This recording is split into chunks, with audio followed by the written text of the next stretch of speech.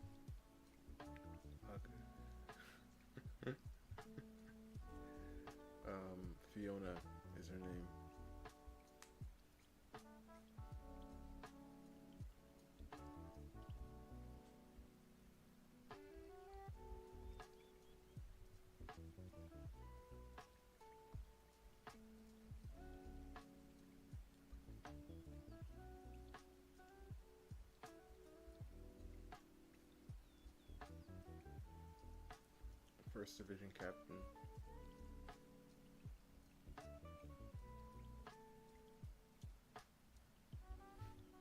The ogre prince? No. I mean, but like her, yeah. But Fiona liking the ogre princess, but she's not any way similar to her. I'd say. Oh, I forgot you hate that. I'd say she's like, what's her name from Street Fighter? What is her name? I don't know her name, honestly. She has her bangs like this too.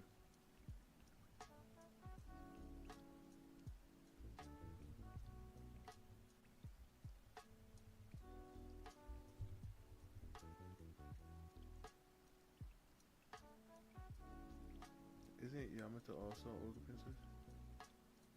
Ogre.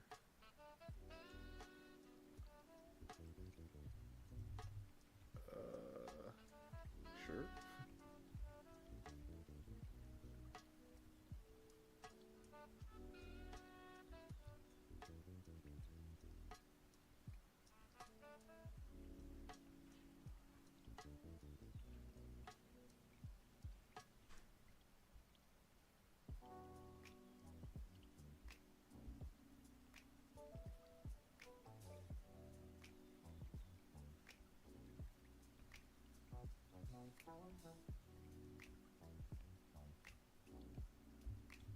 Oni, yeah.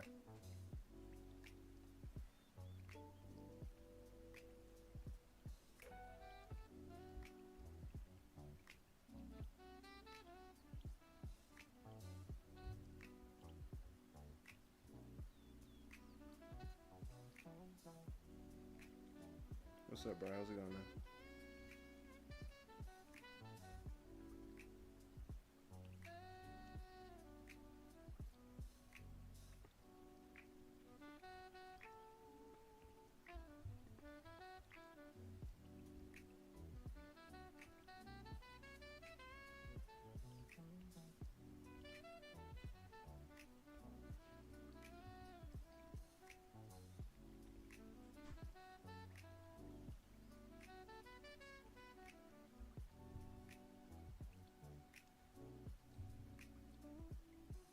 Is Marissa? Is that her name, Marissa?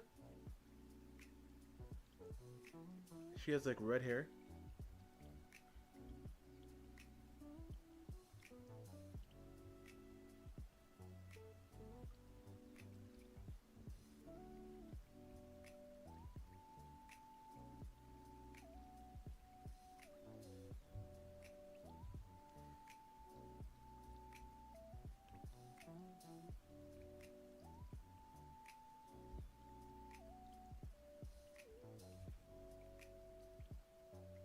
Why don't you fact check? Yeah. I could do that, can't I? Let's see. I'm plugging my iPad while I'm at it.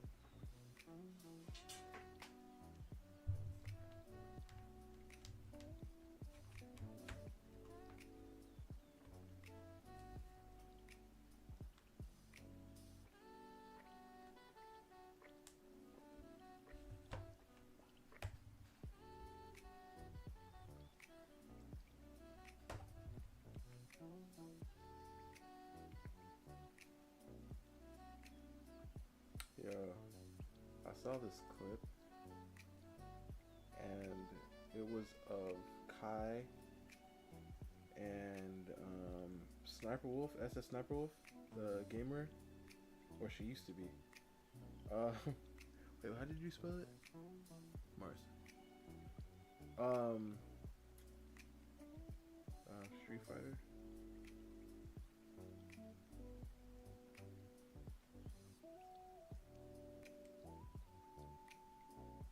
Hello, search.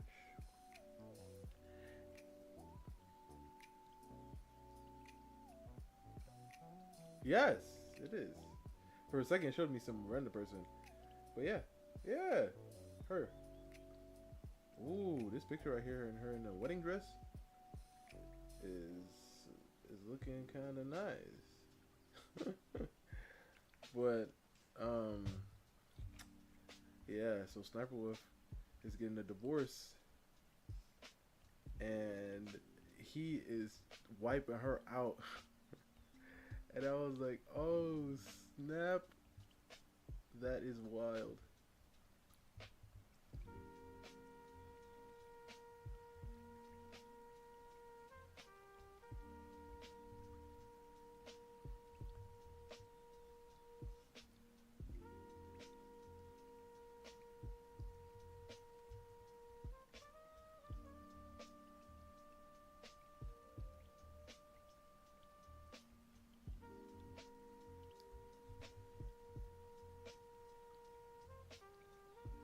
Splendor from Fate. If he was a chick, my character or Marcia? Oh, I know who you're talking about. Marcia does. The red guy. Isn't he based off of um somebody?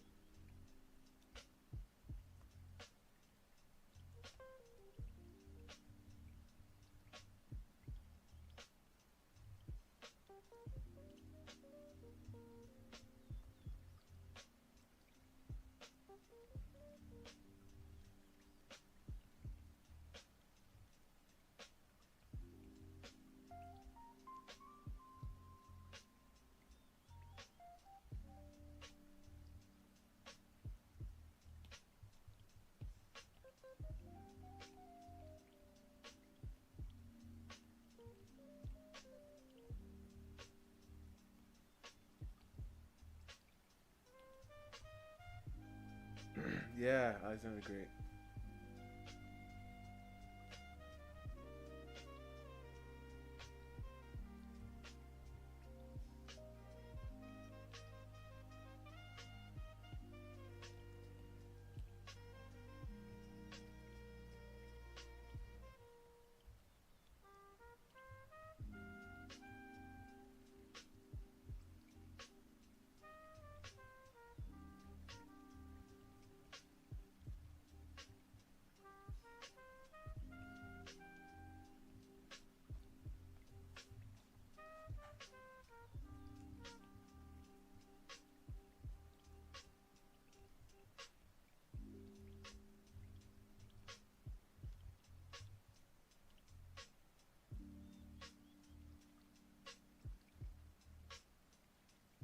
Interesting.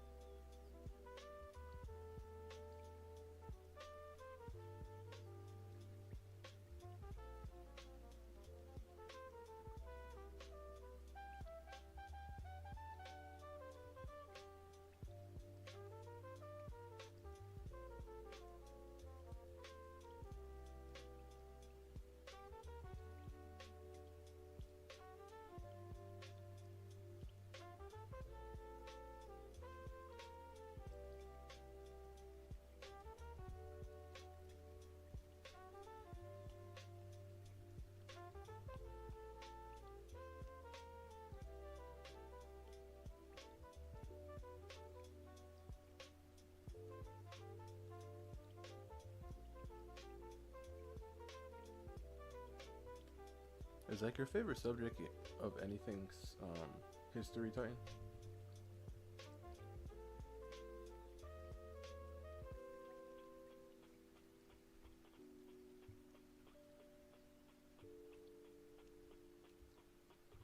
If Titan were to ever create like a manga or something, the the amount of lore it would have would be insane.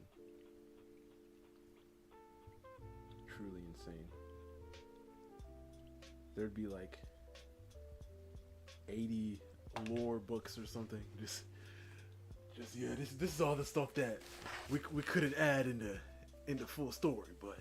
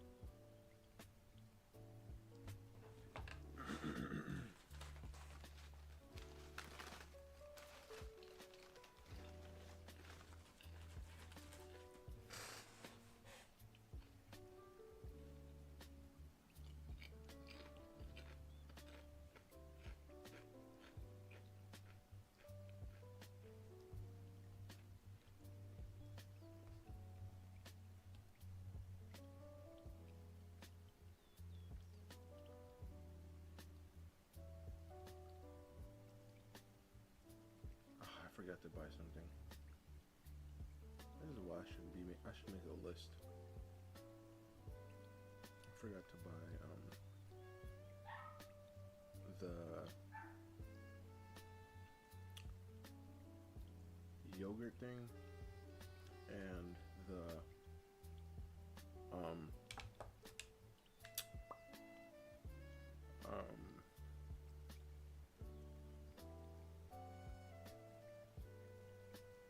protein.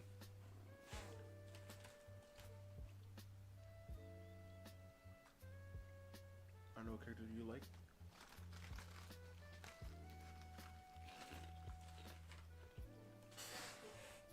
Let's see.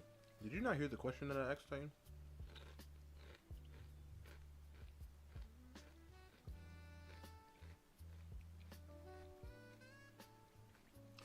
Alright, Sophia.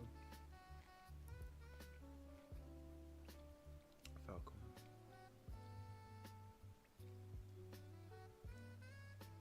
Oh my. Is it because of the nose, Titan? Oh wait, and this one right here? No? Hmm.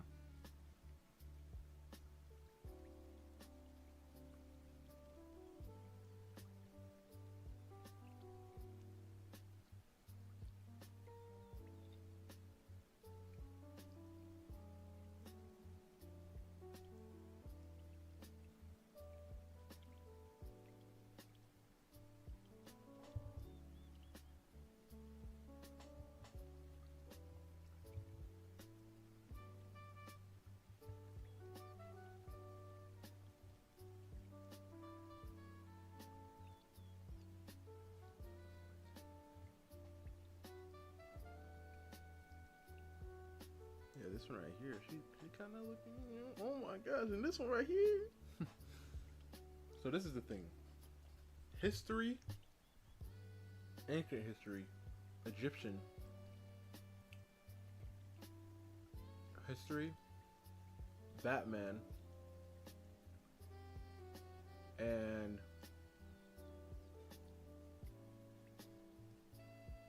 I think that's about it.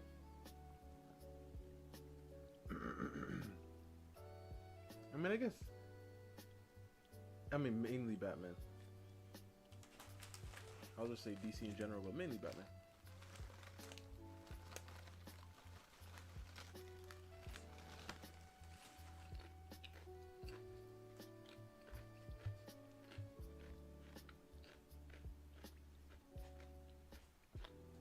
Was that your question? No, my question was, is history like your favorite subject?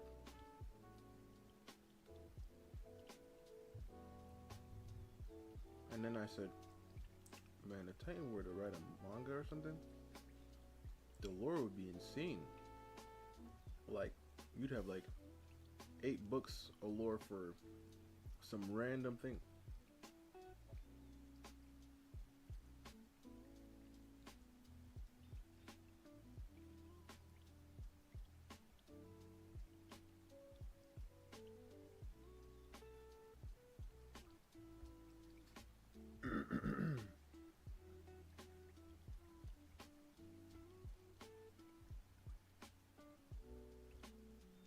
I still like history.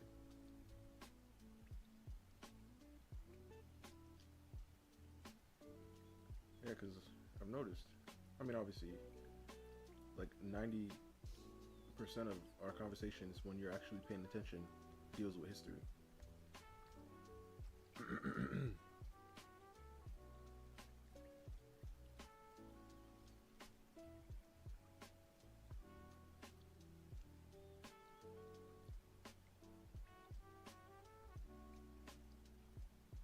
Specifically, ancient Egyptian.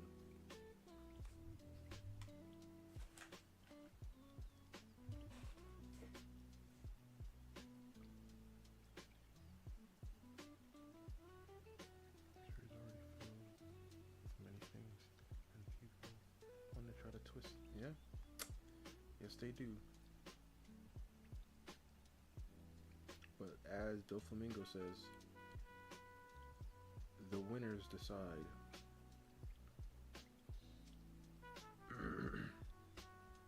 Who is just. But in his situation, obviously he was talking about that, but I feel like that applies to everything, really. Whoever wins in the end can decide anything.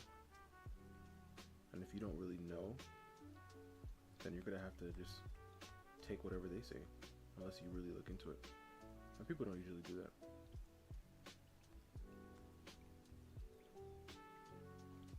And that's the thing that they're practically banking on.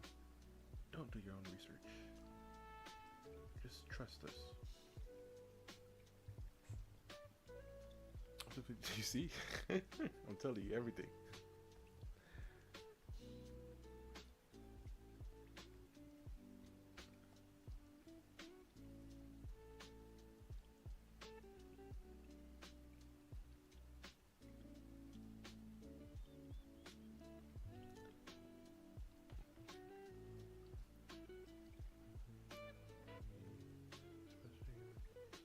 Yeah. Yeah, I know. That's the benefit, I'd say, of like the amount of media that we can consume today. One of the benefits is the fact that we get to learn the truth, you know. It's harder for them to hide things from us.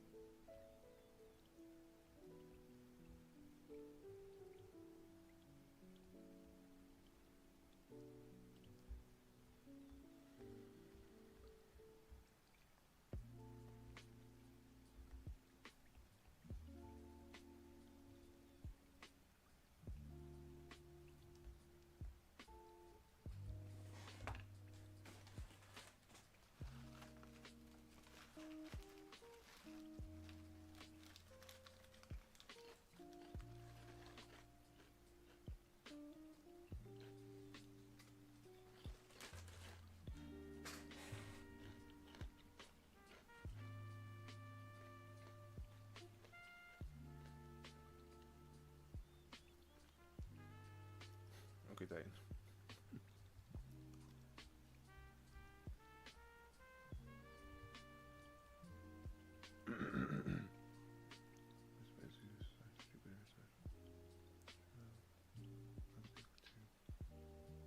Especially him. Yeah.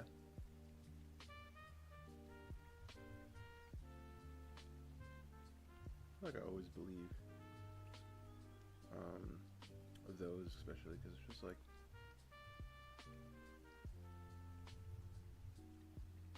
it just makes sense, you know. But is it because of how they wired me to think, though? Now we're thinking.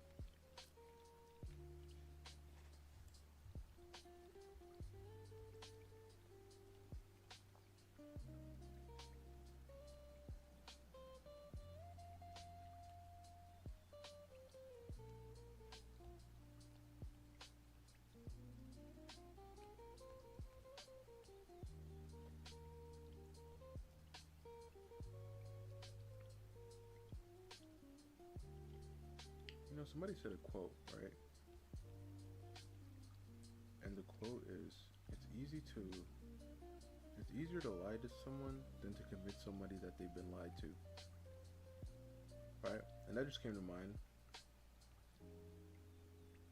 for some reason. And because when we were talking about just like, you know, them telling us stories and everything about things, about like lies that they've created, obviously expecting or hoping for us not to go do our own research. But it's always really fascinating because when you talk to people and tell them these things, they're like, nah, that's not true, right? And once I heard that quote, I was like, yo, it makes so much sense because it is really how it is. People just can't fathom the fact that they've been lied to.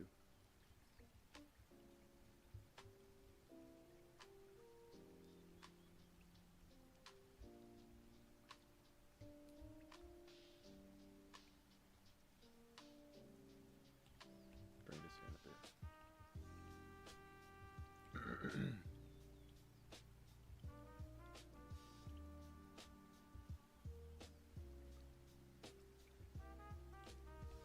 Just center it a bit off.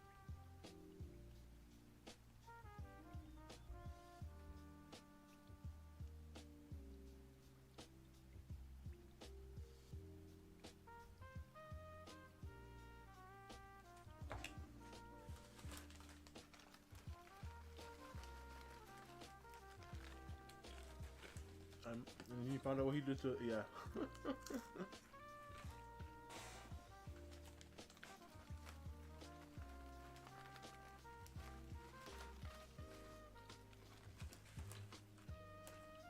Because we always want to root for the underdog, though, you know?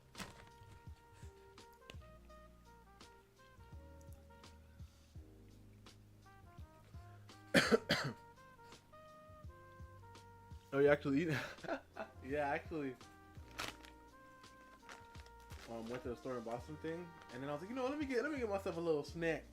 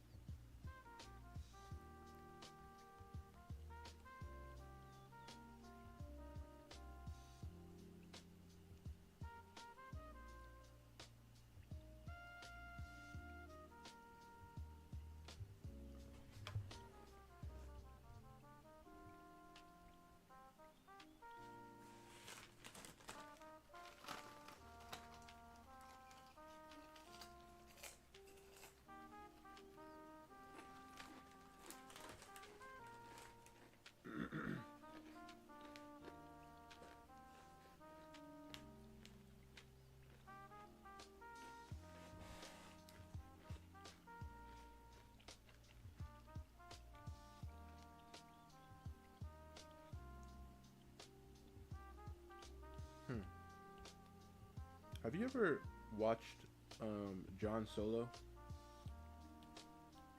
Titan? And do you like his videos? I used to watch him a lot back in the day.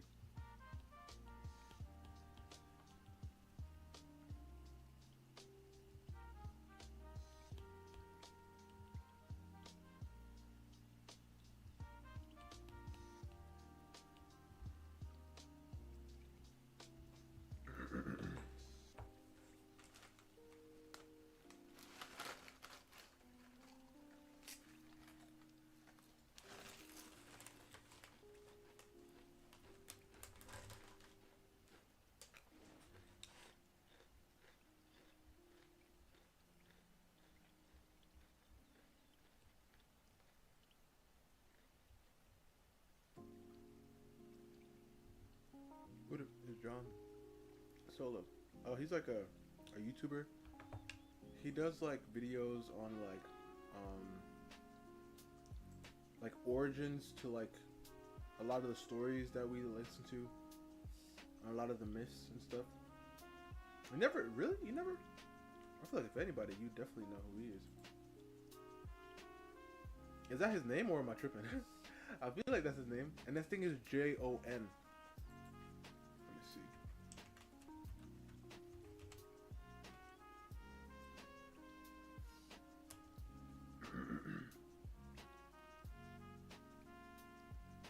Yeah. Like right now, his latest video is called "The Messed Up Origins of How to Train Your Dragon."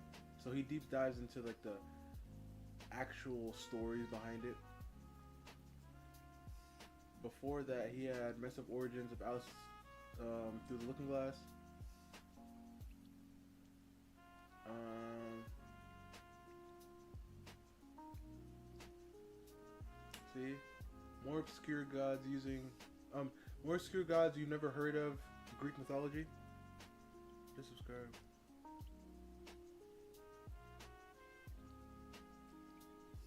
Oh, you do follow historical YouTubers, but you never heard of him before. Huh. I mean, he's not like the biggest person in the world. I just know of him, and I just assume that you, because you be into history as well. Let me see, what does he have? Let me see something interesting, or if I can find something interesting.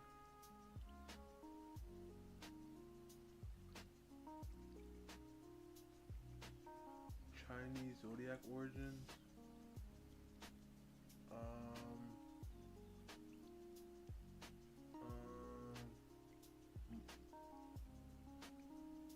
He did a Wukong video.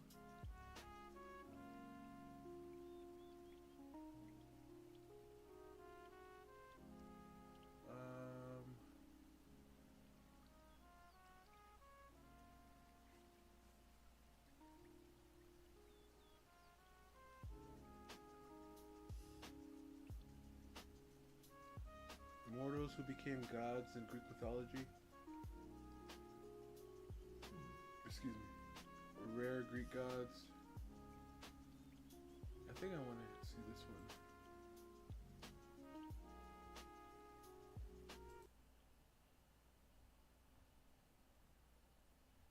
The gods of ancient Greece are kind of like celebrities. You sent me a video?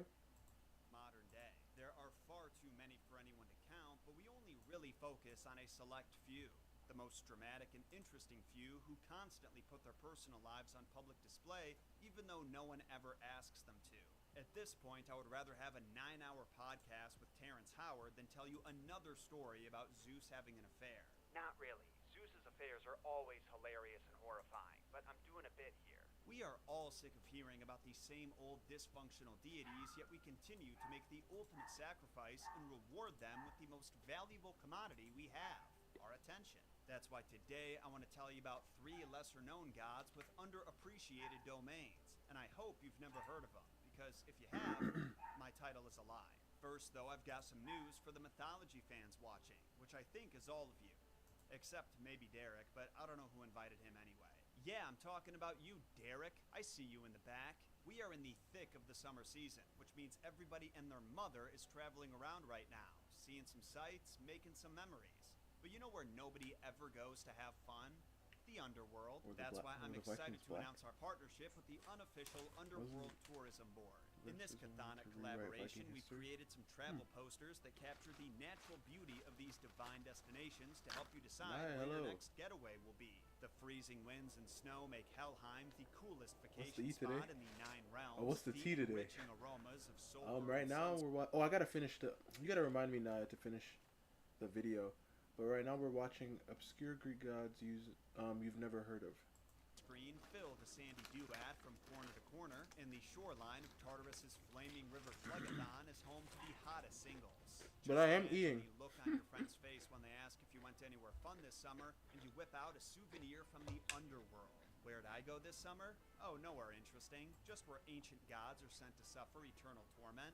Thanks for asking. The posters come in 2 sizes, 11 by 17 and 18 by 24, and right now we're running a sale so that if you buy the full set of 3, you get a sweet discount. Also, important disclaimer, as of right now, this is a limited release. We only have 100 copies of each poster in each size, and once they sell out, they're gone. If the audience demand is overwhelming, then we can make more, but this chthonic collaboration was imagined as a fun one-off release. So get your orders in while supplies last. Link to meremortals.store is in the description. And thank you to our artists, Doug and Pablo, for lending your talents to this launch. The links to follow them on social media are at the bottom of the description. Nice at the salon? When it comes to the arts of making wine and getting plastered, nobody does it, quite like Salinas. Keep up eating, I man. know, Dionysus is the Olympian god Thank you. of wine, I mean, I'm gonna debauchery, try. pleasure, and insanity, but if it weren't for Salinas, then Dionysus, as we know him, may not exist. Salinas became the foster father of the infant Dionysus after Hera tried to murder him a few too many times. Ah. After she convinced the Titans to tear the young god's original form limb Salinas. from I don't think I ever heard him Zeus before. was able to salvage his son's tiny heart and mixed it into a potion for his lover Semele to drink. But when Hera found out about this, she tricked Semele into demanding to see Zeus's true form, which incinerated her. Zeus then had to search Semele's ashes to find his unborn son barely clinging to life. And this time, he had to keep the baby safe from Hera's shenanigans. So he cut open his own thigh and placed the fetus inside. Oh my Then, when gosh. Dionysus was born I yet mean, again, forgetting he'd be doing Zeus's this. right-hand man, Hermes, left him in the care of Salinas. Salinas was an elderly satyr who's often credited as the father or grandfather of the entire satyr species, as well as the Nisiad nymphs, who lived with him in a cave on Mount Nyssa. Pottery from ancient Greece depicts Salinas as a happy old man with hair everywhere but the top of his head and the usual satyr features, including a pot belly, a snub nose, and the ears and tail of either No, I heard a of goat or Dionysus. a donkey. Also, his Salinas, wiener no. is usually hanging out, but whose wasn't in those days? Now, if you know anything about satyrs, then you know they love to party, even more than Andrew WK, and so did Salinas. So he was an interesting choice of guardian for Dionysus. My theory is that Zeus knew Hera didn't pay much attention to Salinas and the satyrs because they were lowly, furry sex perverts, not worth a goddess's Interesting. time. Regardless, it ended up being a pretty good choice because with the help of the nymphs, Salinas successfully raised him to adulthood. Although I think now we know where Dionysus's drinking problem came from. I've always joked that it was the result of his traumatic birth, but combine that with being raised by a constantly intoxicated satyr, poor god never had a chance. Even when Dionysus grew up, his not-so-nuclear family never strayed far from his side. Paintings and pottery from across the centuries usually show him alongside satyrs and nymphs. Salinas also appears in a few of these, and is sometimes shown riding on a donkey because he's too drunk to walk. This did benefit the gods once, though. When Zeus declared war against the giants, he summoned all the gods to fight alongside him. Dionysus arrived on Olympus with his usual entourage, including Salinas, riding on donkeys. And when the donkeys saw the big, scary giants, they started freaking out, hee-hawing all over the damn place. The sound of their braying was so intense that the giants had never heard anything like it before. And in a twist that even the fates couldn't have predicted, the giants forfeited their attack and ran for their lives. This event would be the last time Salinas was useful. Well, that's not fair. He was the god of winemaking and basically invented the process of stomping on grapes so they start fermenting. Which means if it weren't for him, we wouldn't have this classic bit of internet history. Oh yeah, you go to fall. But while Salinas gets to play the hero in that myth, that's not the one he's most known for. We talked about his hilarious encounter with King Midas a few years ago, but since then I've learned a few details that make it even funnier in my opinion. In one version of the story, Salinas drunkenly wanders away during one of Dionysus's parties and ends up captured by peasants in the kingdom of Lydia, who deliver him to their king, Midas. Lucky for Salinas, Midas was a pretty good guy and actually recognized the satyr as his old mentor from the Eleusinian Mysteries, a secret cult that honored Demeter and Persephone, so he warmly welcomed Salinas into his home, and the two partied together for the next 11 days. As the story is told in Ovid's Metamorphoses, Midas happily returns Salinas to Dionysus, and Dionysus says he'll reward the king with whatever his heart desires. And that's when Midas made his infamous mistake of asking for the power to turn objects to gold with a simple touch. But Philostratus the Elder's version of this story takes place after Midas's misadventure, where he was cursed with donkey ears by Timolus, the shepherd god.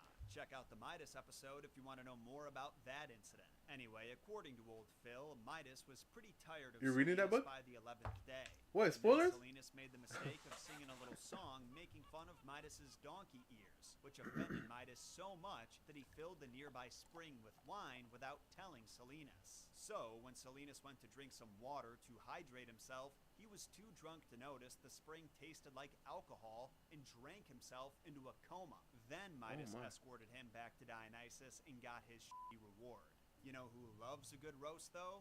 Momos, or Momas, the god and personification of mockery, sarcasm, blame, complaint, and he ridicules corn.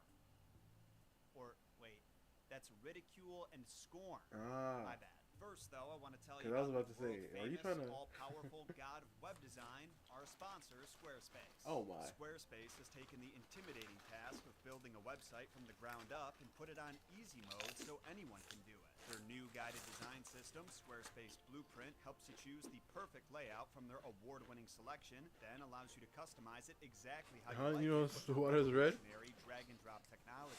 You can set up an online probably store thought to sell homemade it was just a goods, reflection create or something, you an know? official gallery of your artwork. You to never share did with that the before? world or potential clients, even schedule reservations for your restaurant or appointments for your office. You don't have to worry about mobile users either, because every layout is optimized for every device, so everyone who checks out your site will have a seamless experience. And to those worried So about all the now what you doing, software getting this is locks? gonna require you to download, install, and update, have Nah, no I fear. love locks, It everyone. sounds too good to be true, but all of this design work can be done inside your web browser, so you never have to download or install anything. If you want to take your small business, side hustle, or passion project to the next level, go to squarespace.com/JohnSolo to start a completely free trial. And when your site is ready for launch, use code JohnSolo to get 10% off your first purchase of a website or domain. Maybe I've been living under a rock, but I had no idea a god of mockery and sarcasm existed.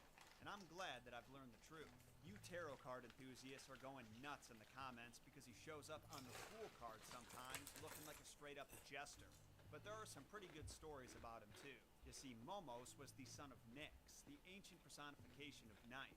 So maybe he thought he had some protection against old Zeusy and the other gods, because he did not hold back in his critiques of them.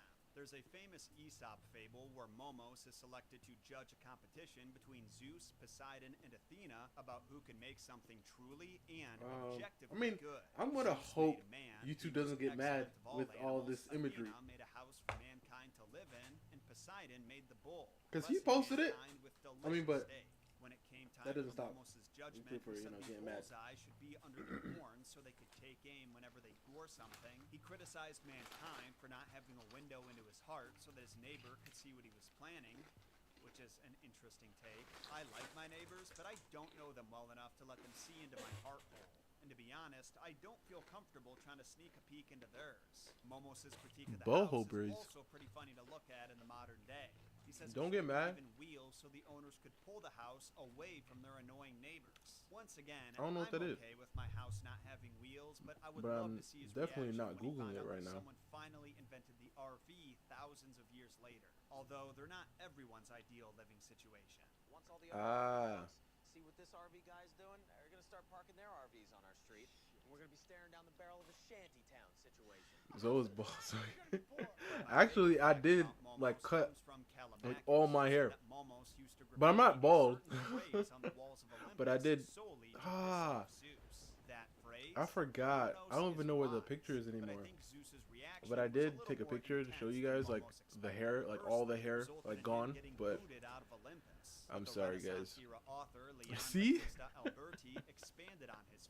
I'm not bald. Bound him to a rock, and castrated him as punishment for destabilizing the divine establishment. I feel like that was definitely enough for Momos to learn his lesson, but after castration, what else would he have to lose? You know who else went through a little gender bending, albeit a lot less painful? Our next god, Hermaphroditus, the patron of hermaphrodites and effeminates. After reading Hermaphroditus' story in Ovid's Metamorphoses, I was genuinely surprised that I never even thought to cover it sooner, because it's pretty messed up. Almost a gender-swapped version of Hades and Persephone's story. But then I realized this myth is completely isolated from the rest of the mythology. Its events have no impact on the overarching story the mythos tells, so it's pretty easy to overlook. The only connection Hermaphroditus has to the larger mythology is his parents, Hermes and Aphrodite. And you may have just realized when I said that his name is just their names combined. Aphroditus. Hermaphroditus was born as a handsome male youth and raised by nymphs on Mount Ida until he turned 15, when he was ready to see the world and explore strange lands. But his adventure was cut short by another nymph named Salmacis. I have no idea if I'm pronouncing that right. I saw some people online called it Salmacis. Someone said Salmachus. I give up. When Hermaphroditus reached the kingdom of Caria, he found a picturesque pool of water that you could see to the very bottom. No reeds, no spiky rush, just a perfect, crystal clear pool. So he got undressed and went for a swim. At this moment, he was spotted by Salmacis, the nymph who took residence in that pool. And for her, it was love at first sight. Homegirl laid it on thick for ya boy. She told him he was as handsome as Homeboy Cupid laid it on himself, thick that for his ya family boy. was lucky to be related to him, that his nurse was So yeah, lucky to guys. suckle him, and that if he's single, I'm not she bald. wanted I got to be his like bride. right here. Now, nymphs are known for being pretty attractive, and Salmacis was no exception. She actually had a reputation for being too prissy and into her looks by her sister nymphs, who were all followers of Artemis. While they were off in the wilderness hunting game and doing parkour, she was hanging out in the pool, bathing herself and experimenting with different hairstyles.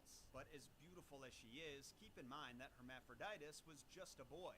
He's been out in the world for about 15 minutes, and this is the first woman he's met. So I all say it her like that, caught me off proposition guard. I did don't was know. freak him the fuck out. Even more so when she asked for a sister kiss as a consolation for his rejection. When Hermaphroditus finally manages to rid himself of the unwanted suitor, he lays on the edge of the pool for a while to relax. You're a buzz and baby. enjoy the atmosphere. But what he didn't realize Sure, is yeah. that Salmacis was still lurking in the foliage, waiting for the perfect moment to make him hers forever. The moment that Hermaphroditus slips into the pool to bathe himself, she springs into action, and Ovid gives us a detailed description of the boy's attempts to escape her assault, which I honestly find a little disturbing. "I've won! He's mine!" she cried, and she flung aside her clothes and plunged far out into the pool and grappled him. And as he struggled, forced her kisses, willy-nilly fondled him, caressed him, now on one side, now the other, clung to him as he fought to escape her hold. And so at last entwined him, like a snake seized by the king of birds and borne aloft, which, as it hangs, coils around his head and claws, and with its tail, Titan, question. Are you not a believer, because we all understand double standards exist. However, I want to know, are you like let me think. How do I want to phrase this? Are you like equal right and lefts? And the reason why I said that is because we were talking about Hephaestus, right? And you were like, I don't feel bad for what they done did to old boy because of what he did. And hey, I understand. However, are you also in the same thing of like in the reverse? Or are you like, man, they gonna have to, you know. You sent me something? Okay, let me see.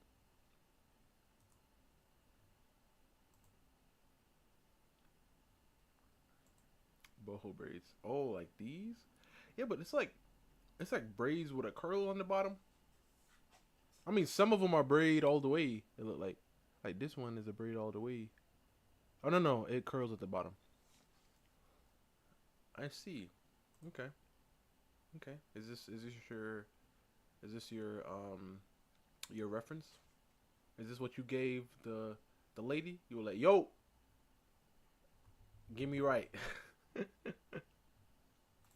finds his spreading wings, or ivy wrapping around tall forest trees, or in the sea, a squid whose whipping arms seize and from every side surround their prey.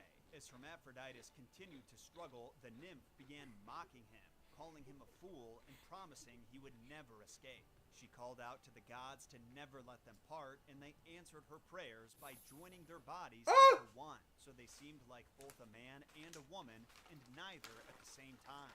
When Hermaphroditus saw his reflection in the pool, he was horrified. He still had his masculine face and genitals, but now he had a woman's chest and limbs. Oh He my. cried out in a voice much higher pitched than he was used to, that any other man. I love how Titan just turned and went somewhere else.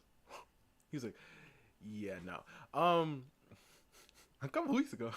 Who swim in those waters emerge a woman, weakened instantly. And that is the last thing we know about Hermaphroditus' life. but I like to think there's a slightly happy ending. Maybe now that Salmacis was a little more masculine, she and Hermaphroditus could spend some more time with her sisters and Artemis's entourage, since they were more into hunting and athletic activities.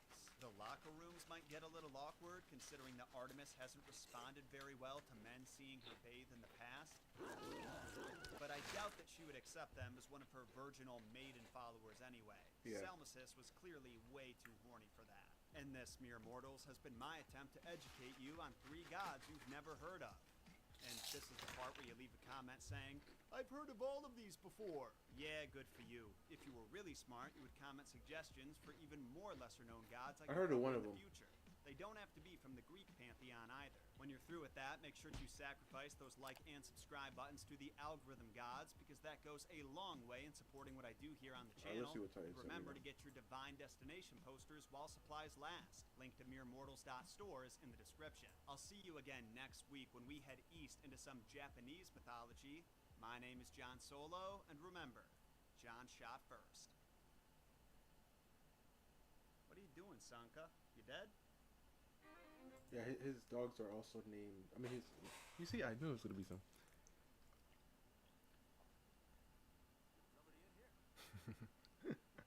That's one of the funniest clips.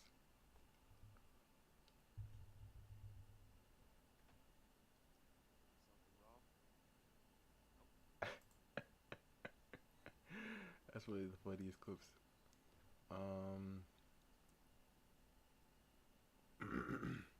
What can they make? The better one, which was. Yeah, I know. I think I was so mad that she destroyed her cactus. Yeah, I know. Yeah, I know that story.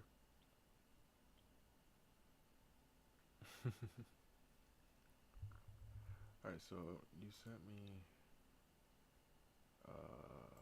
I want to hear this one.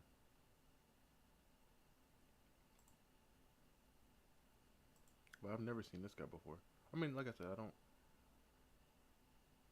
I'm not full on into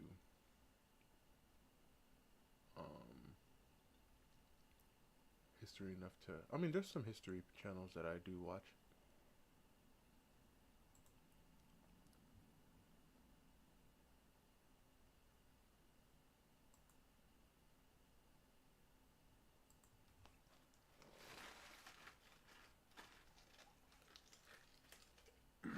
Have you heard about the Black Vikings?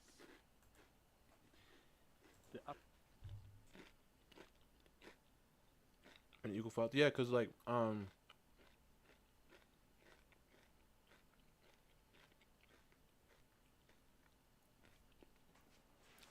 no, cause like with the whole Hephaestus thing, I understand. But if it was reverse, would you be like, would you have the same energy? That's all I'm saying. Like if they would have threw her off the cliff, you'd have been like, hey, or you'd have been like, oh no. Like, what are your thoughts?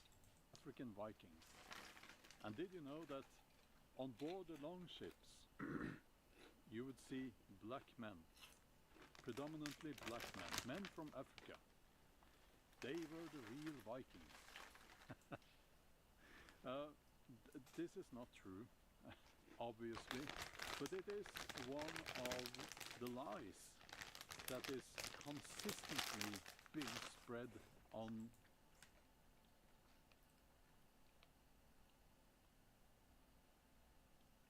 I said that. No, I understand. I understand why you said it. Where's it? Oh. I understand what you said. No, I just said that because of the video of her in the water. I was like, I'm saying.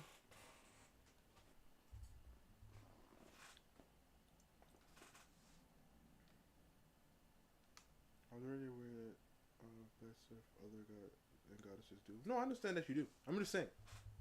Like, are you also on the same thing to be like, if she were to do that to him, then she also deserved to get thrown off? social media. And now with AI, which I hate, you see these images and people share them and so on, and they are trying to spread this lie that Yep. the Vikings were Excuse me. predominantly black.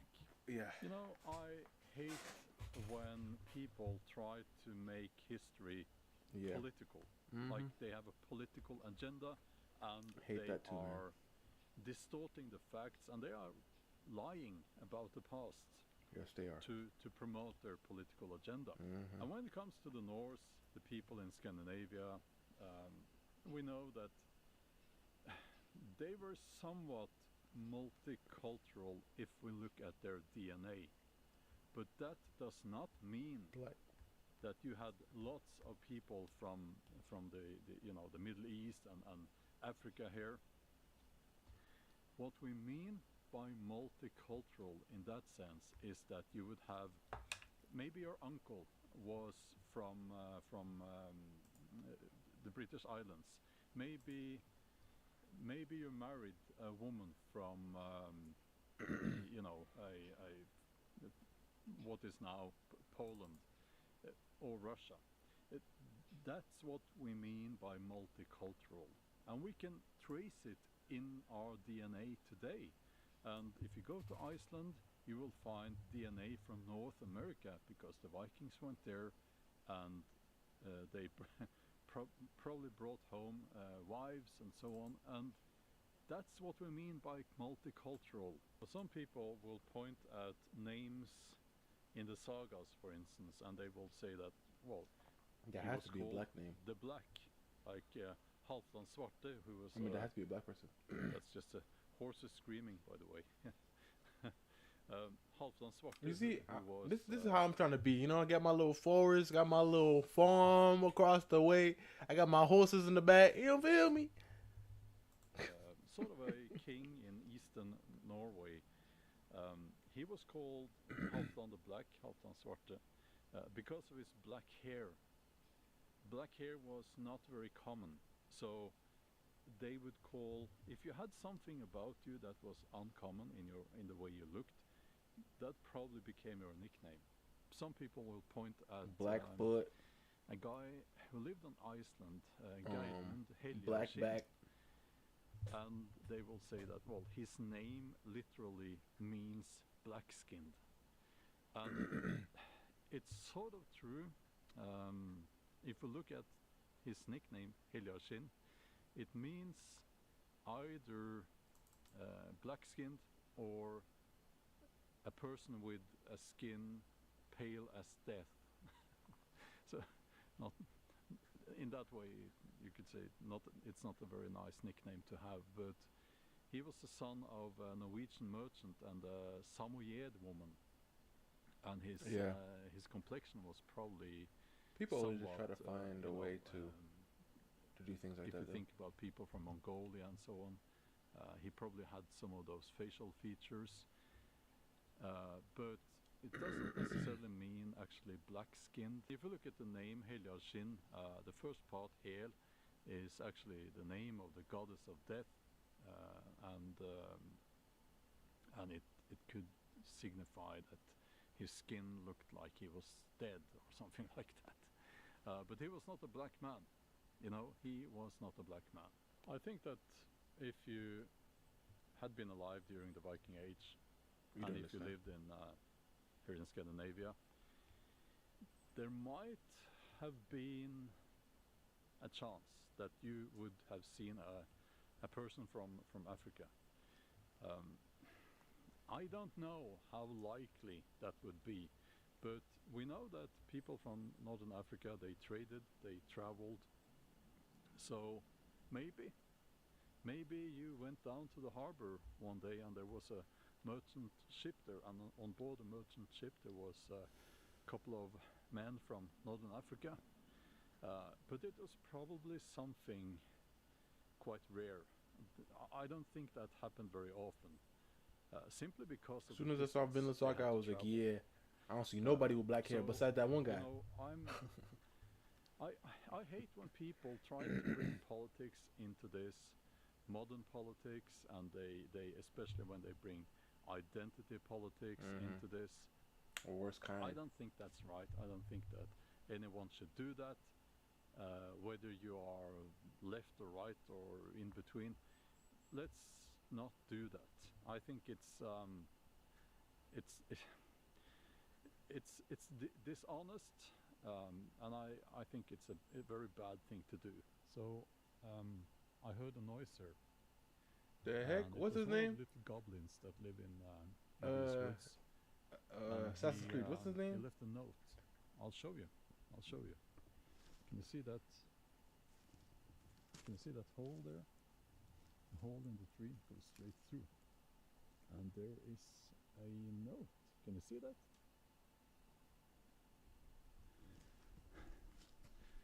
Let's take a look and see what it says on that note.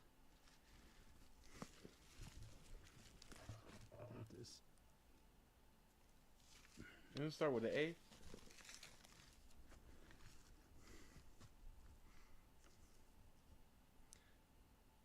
Please subscribe to Björn's channel.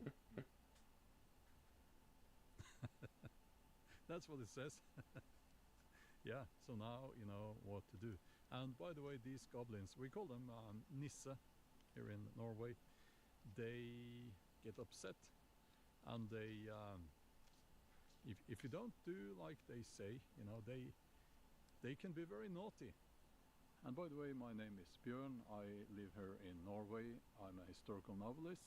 My books are available in several languages. I've been passionate about the Viking Age for a few decades now. And I must say, this is sadly not the first time I am seeing this, you know, the Vikings were black thing pop up in social media and even in the news. There's an agenda there, and I've talked about this before, and the agenda seems to be that, or the message seems to be that if you're, you know, Saxon, Norse, you know, Germanic, not necessarily German, but Germanic, you have no culture of your own, and everything that you have, everything that you thought was your culture, it was borrowed or stolen from other places. In fact, you never existed.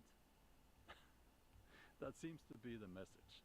And it's a very toxic and, dare I say, evil message, because we need our roots and we need to take pride in where we come from. I think that's quite important. So, you know, the Vikings, were they black? No, they were not. Would there be people from like Saxon or someone from what is now Poland on board the longships? Not very unlikely. That probably happened quite often, because the Vikings, that's not an ethnic group. They came from Scandinavia predominantly. That they would probably not be against, you know, including someone from another ethnic group if they were, you know, maybe friends with some You sure, guy Titan? on board, That's his name? or you know, if they had proven themselves being very skilled at sailing, navigating, fighting, so on and so on. I think it's the 1st of August today as I'm filming this, and it's a difficult time for me here in these woods, because now the deerlouse flies, they are out again, and they are attracted by my beard and my brown hair. Apparently they think that I look like a deer or a moose, you know, so yeah, that's why I'm using this. No, I wasn't talking about the Viking one. I was talking about the first one. Yeah. Subscribe to the channel if you haven't already. It's a wonderful community here, and I'm doing my best to bring you facts and stories from the Viking Age, and you know, I'm trying to share the mood and the atmosphere of the Viking Age and Scandinavia, you know, because it's something that I'm quite proud of. And I wasn't really going to talk about this, but Never the mind. way things are going now Maybe the third one. with AI, artificial intelligence, it's dumbing down the populations, and it's rewriting our perception of the past. It's rewriting history. I True. am losing in the competition against all those people out there using AI, and YouTube is embracing AI. It is it's a horrible Okay, thing, maybe the actually, second one. what's happening now, especially if you care about the truth, and especially if you care about being truthful about the past and preserving the past. So I am worried. I am worried about what we're seeing now. Never mind. I don't know. But yeah, you know, None of them sound not- right. I don't want to be negative. You know, I'm out here in the woods, so it's great. It's great to be here. And if you're still watching, thank you. And Yeah, I'm about to like this video, bro. yeah, I would love to see you in the next video, and Respect that to will this be man. out in a week. I upload Bjorn. videos every Bjorn. Definitely. Definitely respects to this man. He got like that forest. Yeah, bro. Trying to be like that. I have my farm, a little forest nearby. Are you talking about? I feel like he was Italian.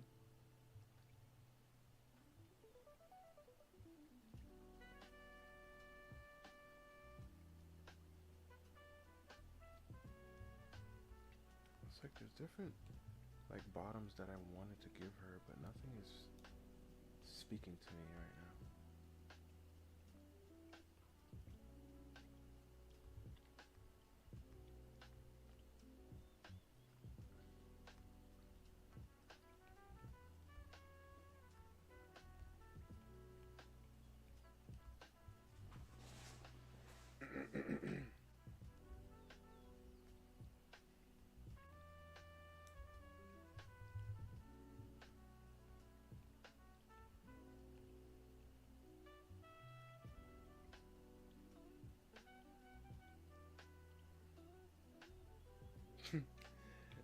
So, about this farm, yes.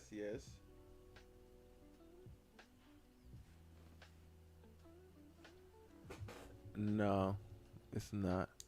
I don't know. I might be just tripping, honestly.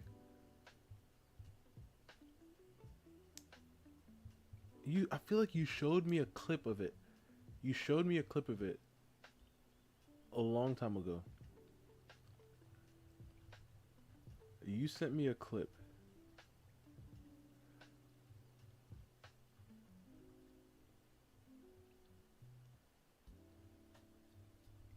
It was of like a part in the game, and I feel like that guy.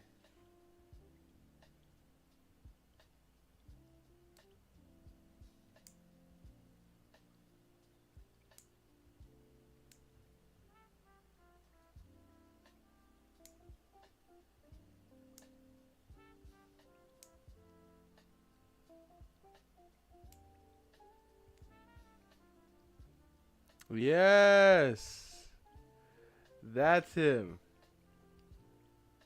Am I tripping? Is that not a character from Assassin's Creed?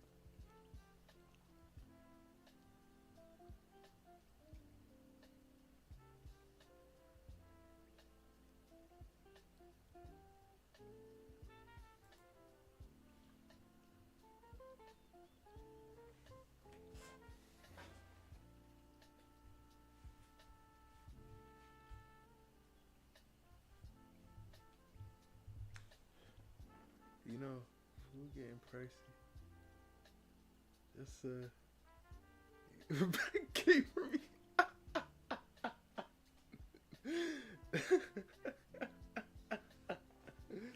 Yeah, no, I'm telling you, I've been like trying to, grow my own stuff. I have cuz it takes like I don't remember how many years to grow a apple tree or something, or orange tree. I don't remember, but it takes like a few years. I have a few of them planted, and it's been like almost around that time. Things are starting to do their thing. You know what I'm saying? And I'm trying to get some. Like, I just need, and this is why I say, like, future wifey need to know how to handle this stuff. And listen, if she doesn't know it, she got to be willing to learn. Because we like I said, our farm, we gonna have our crops and our our little our little herbs and stuff. Yeah. We trying to be self-sufficient out here. And like I just said, I don't know if you're here, but I went out to get some stuff. Man, I'm gonna tell you this right now. I bought like 3 items of food. I say around like 3 or something. I'll just say dang near paid like $30. But like, excuse me. Is she? Wait 1 second. Give me 1 second, cause this person I haven't seen this person in years. It looks like they have something to say.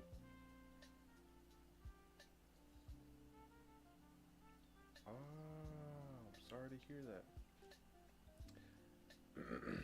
What's so crazy? She was like such a nice girl, man. Not that she evil or nothing now, but she just out here moving pretty different. But yeah, it's expensive out here, like you said. It truly is expensive. And I ain't trying to deal with all that.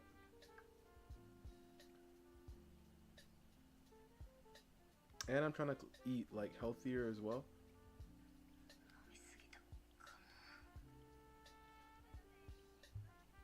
Right? I'm trying to eat healthier.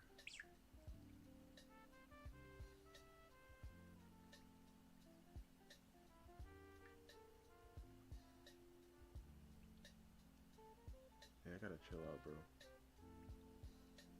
I need to most definitely chill out because I'm playing too much. They are about to get mad at me if I don't lock in.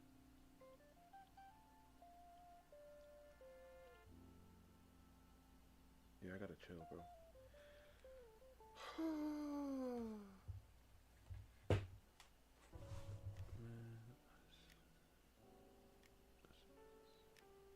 On fruits yesterday, it was great. Yeah, I just bought some fruits too. Oh my goodness, and I actually forgot to buy something. I'm telling you right now, it is crazy. It is crazy.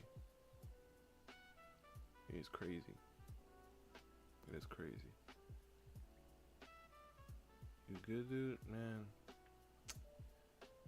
Life is just life, and it's like I got so many like things I gotta do. I got so many obligations, bro.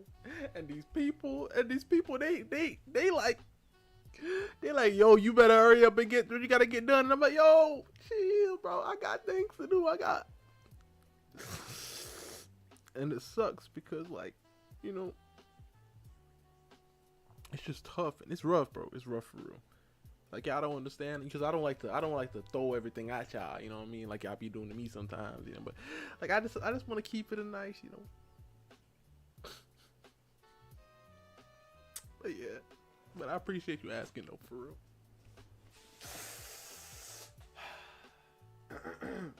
Okay, let's get back into it. Let's get back into it. I'm Trying to think of like what I want her bottoms to be. Cause I don't know, bro. Like, I had a few ideas, but they're just not. They're not doing their thing. But man, yeah. It's some crazy stuff going on.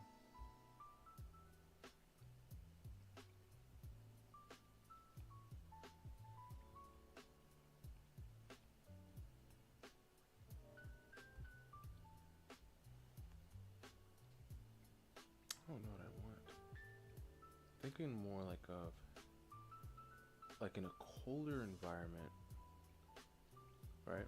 So I was thinking like pelt because it is like a medieval world, but then I have to also think about the fact that they're pirates, so they're on the sea a lot, right? Obviously she does have a cloak. They all have cloaks, but I'm trying to find like a good bottom for her. Huh? Because I had like an idea.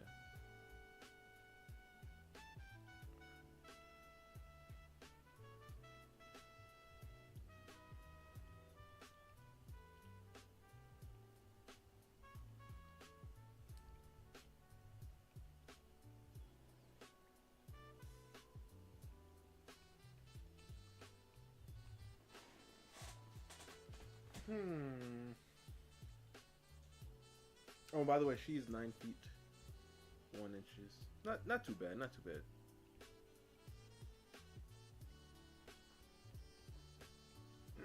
She ain't too bad. She ain't too bad.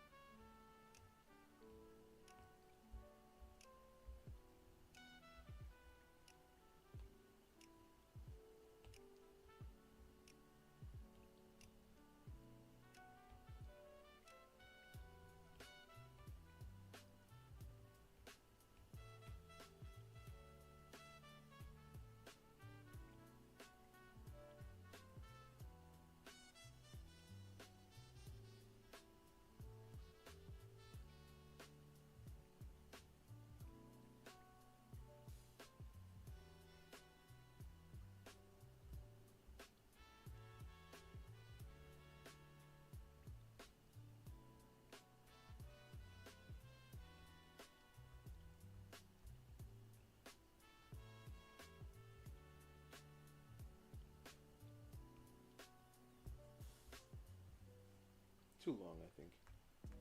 Gotta be free. She gotta be free. Able to maneuver without restriction.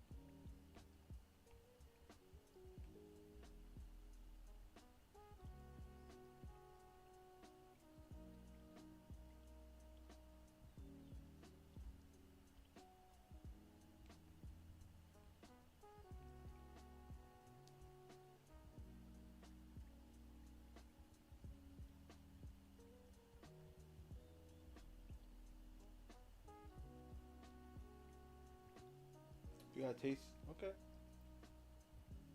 Let's see.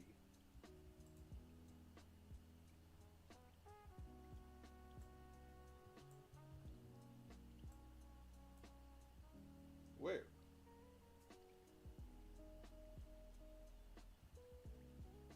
Oh, there it is. Ooh, this is an interesting video.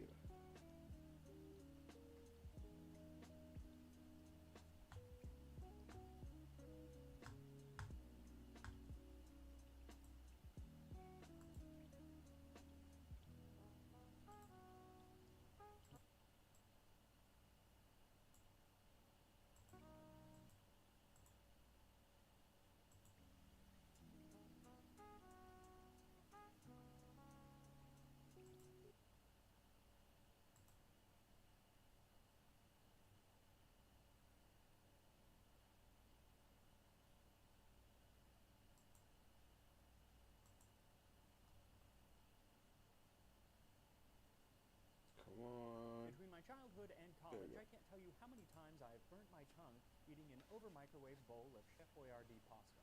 But after years of only trying the stuff in the can, today I am making the real Chef Boyardee's recipe for spaghetti alla Boyardee. So thank you to Squarespace for sponsoring this video as we explore the real yet rather mythical life of Chef Boyardee, this time on Tasting History.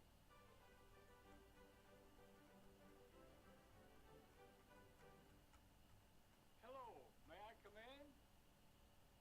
I am Chef Boyardee. Perhaps you have seen my picture on Chef Boyardee products at your Interesting. Chef Hector Boyardee, the real man behind the Chef Boyardee brand. And before he got into the canned pasta game, he was making spaghetti dinners for the good people of Cleveland, Ohio. And it was these spaghetti dinners that really put him on the map. And after he started his famous brand, he put out a cookbook in the late 1930s. Famous Italian dishes by Chef Hector Boyardee, through courtesy of Stop and Shop. And I think he's playing a little fast and loose with the Where's my phrase phone? Italian Gotta dishes, order as there are recipes for macaroni tamale loaf, chili con carne, and Mexican pancakes.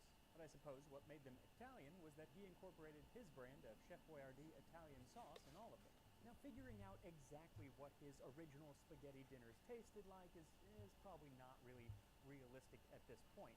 But we can get an idea using his recipe for spaghetti alla Boyardee. But while the recipe tells Alla you how to make Boyardee. spaghetti, when it comes to the sauce, the real essence of the dish, he points you to use 1 7-ounce tin Chef Boyardee Italian-style sauce. Not super helpful because you can't actually get that sauce anymore. But there is a light description of that sauce in the cookbook. It says it's a combination of tomatoes, government-inspected beef, fresh vegetables, and mushrooms. Not really a recipe that we can follow. But some years back, his great niece, Anna Boyardee, put out a Wait, no, I collection don't of need it now. recipes from her family, and one of those recipes was called Uncle Hector's tomato sauce. So I think that's what we should probably use. So between the 1930s cookbook and her family's recipe, I think we are pretty much ready to make the famous spaghetti alla Boyardee, for which you will need 2 pounds or 1 kilogram of peeled tomatoes.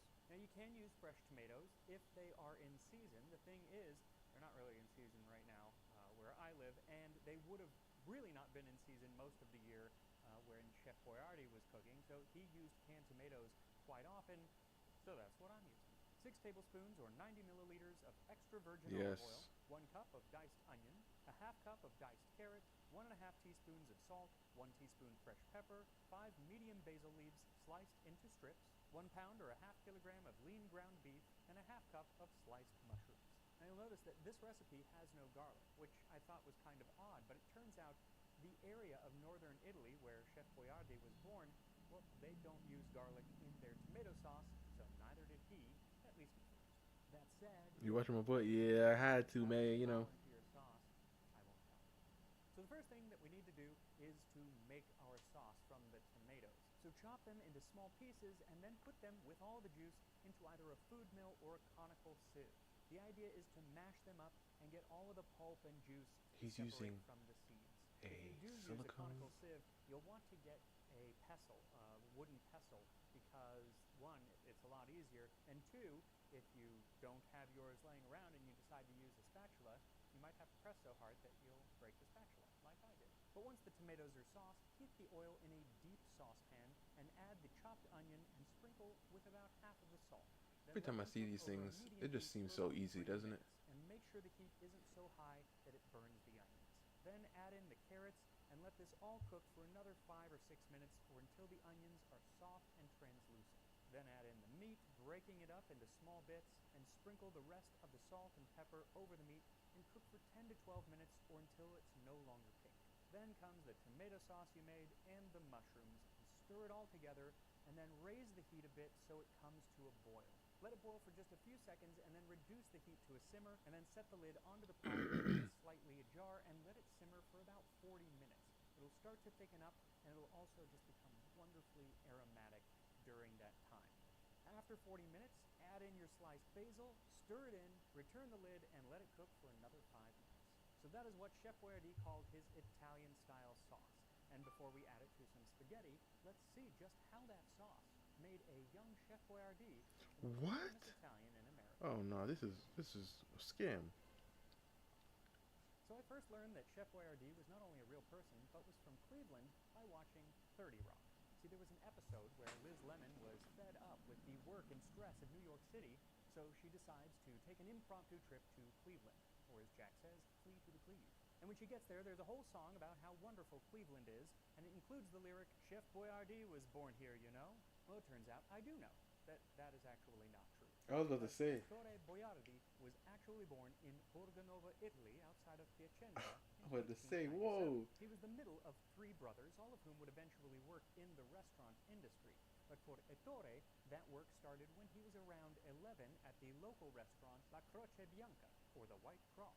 Now, at such a young age, he was probably the one squashing tomatoes and cleaning up, but it did help him get his foot into the door of the restaurant industry. And according to his family, in the next few years, he left Piacenza and ended up working at some fancy restaurants in Paris and London. So then at the age of 16, he boarded the ship La Lorraine from France on his way to America. And according to records at Ellis Island, he arrived on May 9th, 1914, and he was going to New York City to join his brother Paolo. Now, usually I don't look up ships' manifests to corroborate details like when young Ettore would arrive in New York, but I did for this one because basically for the next 10 years of his life, everything is kind of suspect. There are a lot of versions of what goes on.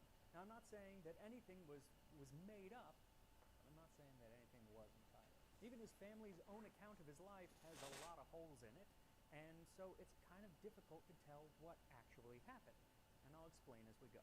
So young Ettore arrives in New York in 1914 to meet up with his brother Paolo, who had changed his name to Paul by that time, who was working in restaurants he'd come over some years before. He was working as a waiter at the Persian room at the Plaza Hotel. Very swanky. And according to most Persians, he was able to then get young Ettore, who started to go by Hector, he was able to get him a job in the kitchens. And some years later, when Mario came over from Italy, the youngest brother, he got him a job there as well. So all 3 Boiardi boys are working at the plaza, and this is where the story starts to show its cracks. Some versions of the story say that after just a year or so, young Hector Boiardi became the head chef at the Plaza Hotel. And is it impossible for a young teenager... Hector Zeroni. Holes, right? I don't know why that just made me think of Hector Zeroni when he said that. That's some holes, isn't it? That's Zero's name. Italy to become the head chef at one of the most prestigious hotels in the world? No, it's not impossible, but there's no reason to think that this actually happened. There are no records that I could find that corroborate this, so who knows? His family actually tell a different story, saying that he left the plaza fairly early on to become the head chef at an Italian restaurant called Barbetta, which was then and still is on 46th Street. So maybe that's true. Again, I couldn't find any records to confirm or deny it, but it makes a little bit more sense. Where things really start to fall apart is when he cooked for the president. See, according to most stories that you'll find online, at the age of just 17, he was headhunted from the plaza to go to work at the exclusive Greenbrier Resort in West Virginia. And there they put him in charge of catering their top events. And one of those events was the wedding reception for then President Woodrow Wilson. And this is the story that you find most everywhere, including on the official Chef Boyardee website. The only issue is that the president didn't get married there. See, Woodrow Wilson's first wife, Ellen, died while he was in office in 1914. And the following December, 1915... Do any of you guys know? I mean, Titan has to know, right? I mean, Titan is not really an American history person, but it was in do you know Washington, D.C., all the about 6 hours presidents? away from Do you know all of them? I just know the ones that they told me about practically, if that makes sense. I know the Lincolns. I know the Kennedys. I know the Bushes. I know the Adams. I know the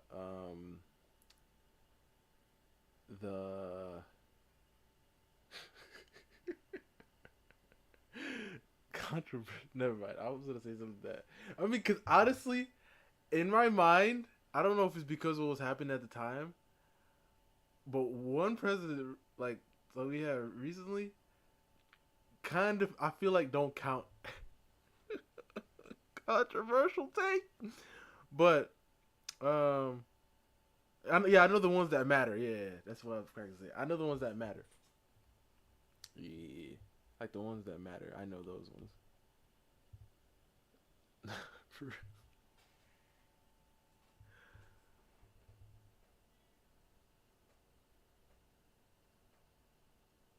really? You know them all? So if they were to put a whole bunch of names on a board of a whole bunch of people who were alive around the time, you'd be like, okay, I know all of these people are definitely. I just don't know what positions they're in. Okay, okay. The hotel, and they kept it very small. Yeah, and I don't very know. Quiet.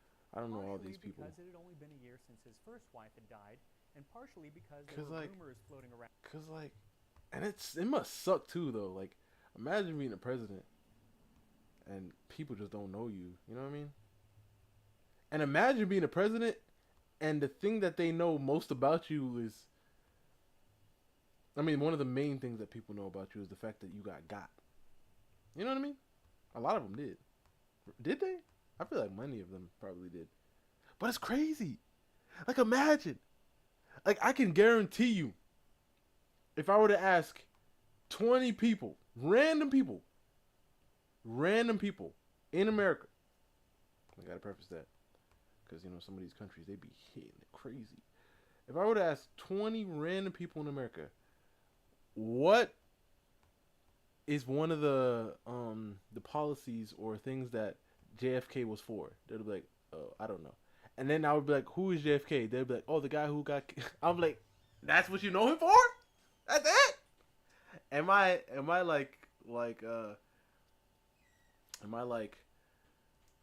shaming them for that? Of course not. Because truly, if you think about it, can any of you guys answer the question I just asked? Or do you just know him because he got? And that ain't, listen, that's not on you. That's on everything, really. Like, when did you really learn about him? Like, most of it, I think, was just outside of school, you know, after school. But in school, they never really tell you any of these things, really. Yeah, the good thing about the presidents is that somehow they have distinct. Yeah. It seems like there's a conspiracy in there somewhere, Titan. But yeah, it's crazy. It truly is crazy, man.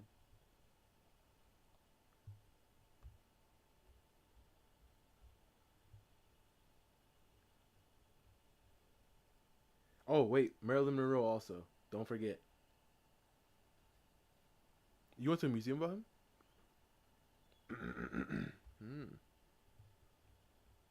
You see, but that's you, Titan, because you're a history nut. You know what I'm saying? So obviously you'd know. But like, in like the general knowledge that they gave us in school, what did we learn, guys? Like what, algebra? What, like geometry? What, like I'm trying to think of anything that we learned, like seriously, that we can use in the day-to-day life. Like, honestly, in the normal life, not in the rocket scientist, you know, if that's something that you want to do. Like, in a normal person's life. I'm trying to think of every single thing that they taught us. Okay, they taught us how to read, how to write, and how to do addition and multiplication. Addition, subtraction, multiplication, division. That's it. Marilyn Monroe. What did I say?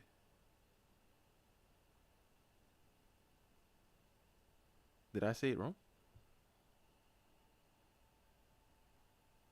Oh, when I said Monroe, I meant James Monroe? No, Marilyn. Is that not her name? Marilyn Monroe? The one who was with JFK?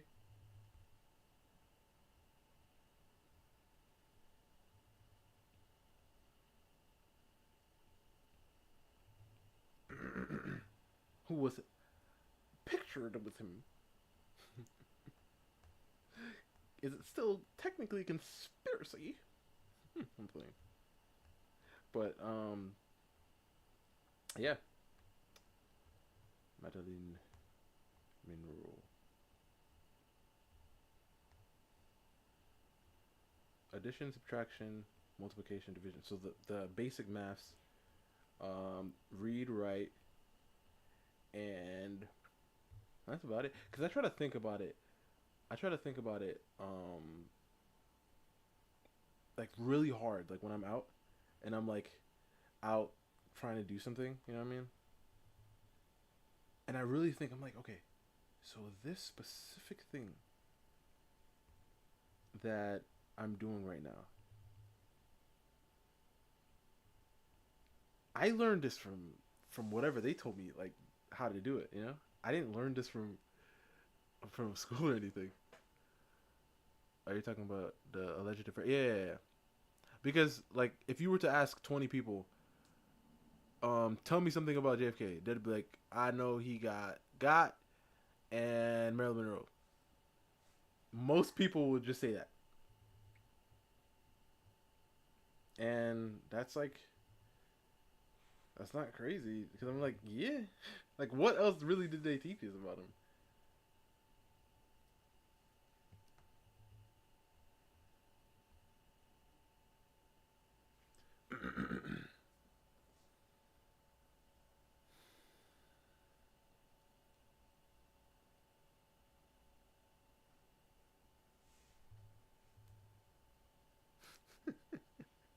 Really, shippers did? I mean, then hey, they probably just saw the happy birthday, and they were like, I think they kind of look nice together.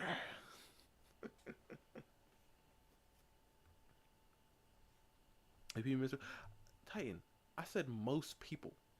I ain't talking to no certified history nut. I'm just talking about an average person. Like if you were to go outside right now, you're like, yo, I'm taking a like a test right now. They asked me name something like name a interesting thing about JFK, and guarantee you most of those people are gonna be like, yeah, yeah, yeah.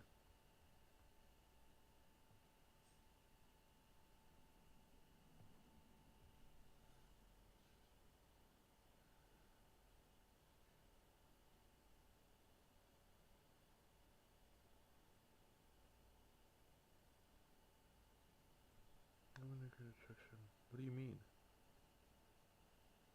Really?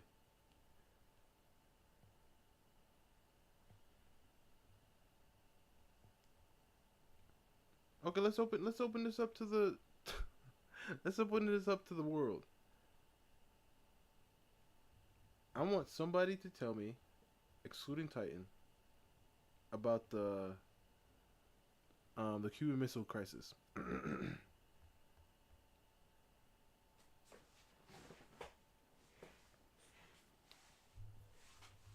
Because you have to understand, Titan. Because of your avid interest in history,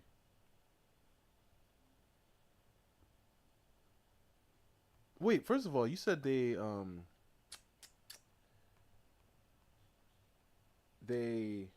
taught you that in history. Like they taught you that in school. You said.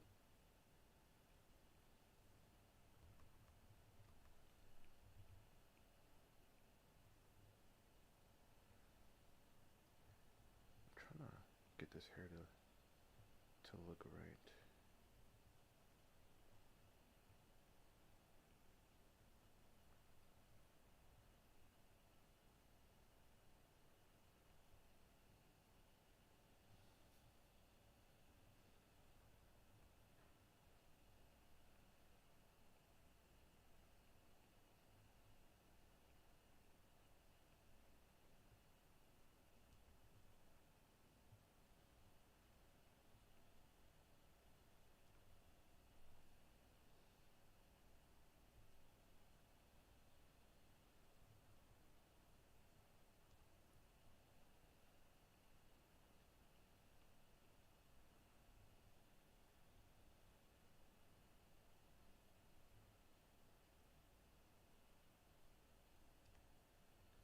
It's not looking good.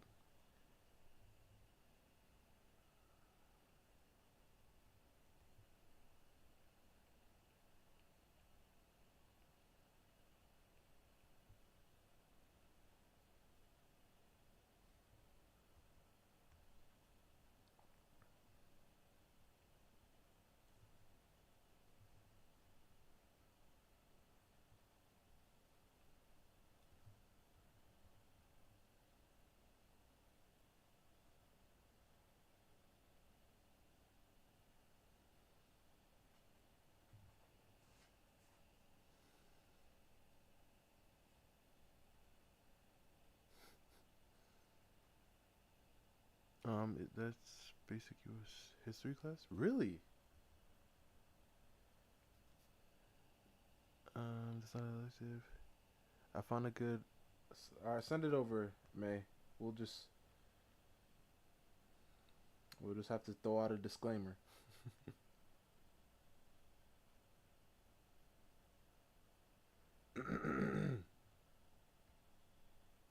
Oh, I gotta finish this video. Found that she and the president had the first wife murdered. It's not true, but still, they didn't want any extra publicity, so very, very small affair. But regardless of the size of the wedding, it did not take place at the Greenboro Resort in West Virginia. Though the president and his first wife, who was not murdered, wink wink, had actually visited that resort a year earlier, but it was at Easter of 1914, which was before Boyardi even got to the country. Slightly more plausible is the idea that Chef Boyardi organized a meal that the president held honoring troops returning from World War I. But again, the timeline doesn't really add up. That would have been some years later, and there doesn't seem to be any record of this happening, so maybe we just chalk it up to the chef's colorful origin story and leave it there. What is for certain is that at some point, Hector did leave the plaza and around 1917 arrived in Cleveland, Ohio to work as the head chef at the Hotel Winton. Then in 1924, he and his wife Helen, who he had met in Cleveland, decided to lean into the chef's Italian roots and open their own restaurant, Il Giardino d'Italia, the Garden of Italy. And he opened it in an area called not Little Italy, but Big Italy. And very quickly, their restaurant attracted not only other Italian immigrants, but those for whom Italian cuisine was something wholly new. You know what's so See, crazy? things like pizza I was in and Colorado, right? And like I mentioned, I saw a street named Florida. Why do people do that? Like, what's going on over there? lasagna were I mean, not over there, found but in in the US, these places. and Why were do they found keep doing that? mostly in big cities that had little or big Italies. And spaghetti with meat Oh, sauce, they do it well, on purpose, you think, that was so a that, bona fide treat in Cleveland, and that is they can what trick people, made you think? Chef Boyardee famous. People would come into the restaurant, try it, I mean, enjoy it so much. I don't that know how they you would trick ask somebody for like that, an but extra portion to take home. I mean, I've So he seen would people wash get out tricked old by it, milk bottles so I and guess fill it maybe. with his sauce. Then send that and some uncooked spaghetti home with the people, along with instructions on how to make the meal. And those instructions are basically the instructions that you find in the 1930s cookbook that we're cooking from today. Well, the story goes that one night in 1927, Maurice Excuse me. and Ava Weiner, who are a couple who own some local grocery stores, come in and enjoy it so much that they ask Chef Hector if they can sell it in their store. The chef agreed, but very quickly realized that just he and his wife making this sauce in their restaurant, it wasn't enough to keep up with demand. So the next year, in 1928, with the help of his brother Mario, they established the Chef Boyardee Food Company, and they opened up a little factory in Cleveland to make the sauce. They sold 3 sauces: Italian-style spaghetti sauce with meat, a meatless mushroom sauce, and a Naples-style spaghetti sauce that had a bit of spice. And they marketed them as 3 delightful flavors, used them alternately for a varied menu. They were an absolute hit, and before long, they were being sold in stores all over the Midwest. The only issue was that the customers and the people who were actually selling the sauce, who worked for the chef, none of them could pronounce his name right. So he started spelling it out phonetically, Boyardee. And unfortunately, they didn't specify where the accent was, so Chef Boyardee quickly became Chef Boyardee. Now, it wasn't just sauce that they were selling, but an entire meal. along with the can of tomato sauce, you got a box of dried spaghetti and a little canister of grated Parmesan cheese. It could be prepared in only 12 minutes and feed a family of 3 or 4 for only 29 cents. A perfect meal for a country which had just been plunged into the Great Depression. The product sold like gangbusters, and by the late 1930s they had outgrown the Cleveland factory, and so all three brothers got together and moved to Milton, Pennsylvania, where they opened a new factory where they could grow their own mushrooms, and they even put out ads for local farmers to switch to tomato production.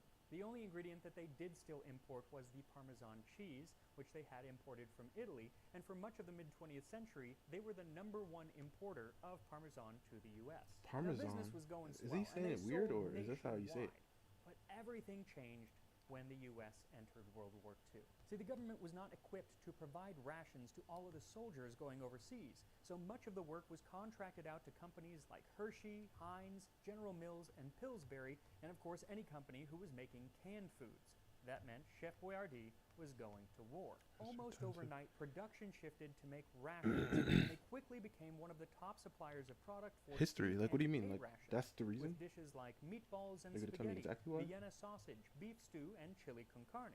They even provided rations for the Soviets fighting on the Eastern Front. And to meet demand, they had to hire a lot more employees, so they became the #1 employer in the area. And supposedly, they were given medals from both the U.S. and the Soviet government for their work in supplying the troops with food. Of course, all of the stories have different medals being won, so I'm not entirely sure what it is, but suffice to say, their efforts were appreciated. Unfortunately, with the end of World War II, also came the end of that military contract, and so all of those new employees would have to be laid off.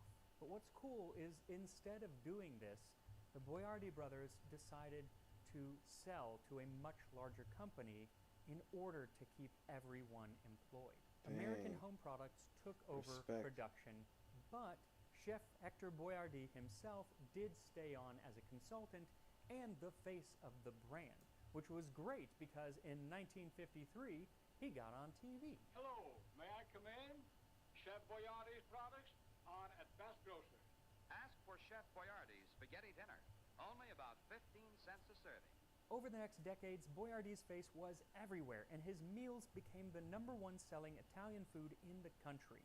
Meals like his famous spaghetti, but also ravioli Yeah, and pizza. ravioli. So I'm curious exactly how it tasted because it didn't have melted mozzarella, and it was really just his sauce on crust with some Parmesan cheese grated on top. It was the 50s, and food was kind of weird, so they were lucky to have any pizza at all. Now, soon after this, they added what I think is the best addition to the brand, and that is beefaroni. It was always my favorite growing up. Now, eventually, in 1978, Chef Hector Boyardee stepped away from the company, and he did pass away in 1985. Since his passing, the brand has changed hands a few times, and in doing so, they've changed the recipe of the sauce so it doesn't taste the same as when I was a kid. And it's not just because my palate has matured, it really does not taste the same. In fact, some years back, they released cans of what they called throwback recipes, which went back to the older recipe. But unfortunately, I haven't seen that around in years, so without being able to get my hands on some of Chef Hector's original Chef Boyardee sauce, I guess I'm going to just have to put the whole spaghetti dinner together myself. So the chef's 1930s recipe says to bring a gallon of water to a boil, then add 2 tablespoons of salt and 8 ounces of dried spaghetti. And he says to cook the spaghetti for 12 minutes, stirring frequently. Once cooked, strain it, return it to the pot, then add 2 tablespoons of butter and 3 tablespoons of grated Parmesan cheese. Dish the spaghetti up with the sauce on top and sprinkle with that's it? more of his grated cheese, and here we are. I made for the Spaghetti alla noodles. Boyardee, the original spaghetti dinner. I'll give it a taste.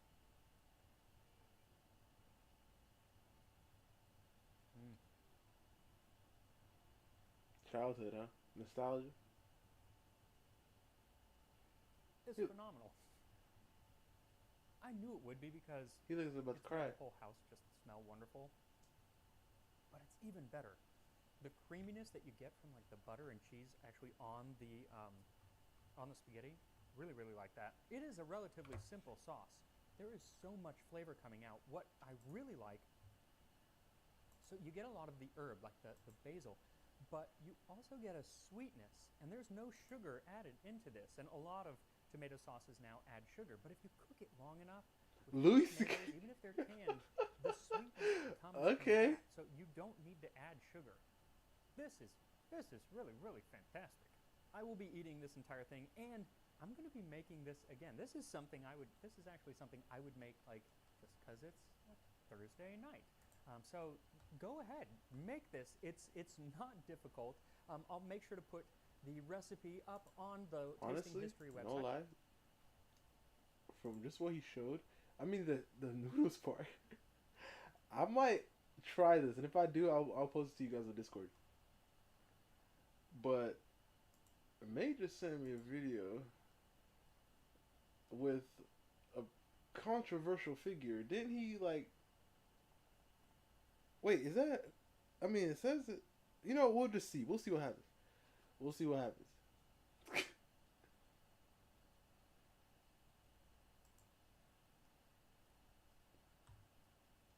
Wait a second, Titan. I mean, May. Is this like a whole? The Wild Wild West. Guys, this is a history podcast. Yeah. Serious. Let's talk presidents. In fact, let's talk all of them in order. Yep. That was it? Hold on. No. Just wait. Let's talk Washington, Adams, Jefferson, Madison, Monroe, Adams, Jackson, Van Buren, Harrison, Tyler, Polk, Taylor, Fillmore, Pierce, Buchanan, Lincoln, Johnson, Grant, Hayes, Nah. Garfield, He just saying names now. I don't believe it. Arthur, Cleveland, Harrison, Cleveland, McKinley, Roosevelt, Taft, Wilson, Harding, Coolidge, Hoover, Roosevelt. No, hold on, give me a second. Hoover. Yeah, it's Roosevelt. Truman. Second. Truman, Eisenhower, JFK, Johnson, Nixon, Ford, Carter, Reagan, Bush, Clinton, Bush, Obama, Trump. Did you say Obama now? Obama. Wow. Obama now. It took me all night. Damn, dude. You studied for that all night? No, it took a half hour, but it was pretty That's pretty intense. good. Yeah. Insane. I had to keep practicing. I was doing it before bed. Like I was praying. Do the vice presidents. Adams. Are you seriously going to try? I could go. I think I could Here's go a good decent. piece of trivia, and don't look it up. Nope. Okay. Here's a quiz question. Who is Johnson, Lyndon Baines Johnson's vice president after Kennedy was shot, who became the vice president? Your mother's cunt. Oh, man. It wasn't her. What?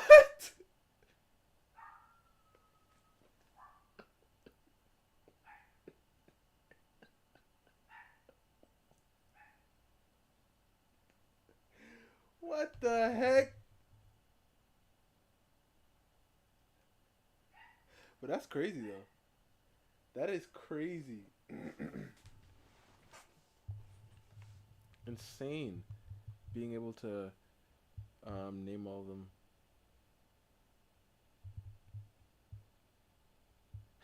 Like I just think, like, what if somebody were to like break into your house, right? He's like, "Hi," and you're like, "Wait, you can take my valuables. They're over there. Just please." And he's like, "Name all the presidents." Do it now. I'm like, "Man, you got it, bro." You got it. You got it, man. I don't know what to say, man. I don't. Nah. That's I thought it was crazy. Your mother, it was her cunt. Her cum is a. Wait a second. This is a history podcast. Yeah. What if that was true? You're telling me Jones got Yeah, because he only needed her for 1 year. And then when he ran for, then when he ran, excited to watch this. then when he ran, he got somebody else. But he was like, he called up, Joan, I need your cunt to be my vice. He called her from Dallas. You know that famous picture of him on the plane? That was He called her right before that. I need your vagina to be my president, my vice president. all right. So let's start from the top. Mom, I'm so sorry that he said that. I'm not. I never met your mom. You Very held back. You held Very back. sweet. I heard it. Very Your sweet. mom. All right. Let's start with Washington, dude. Yeah. What do you guys know about him? What do you say?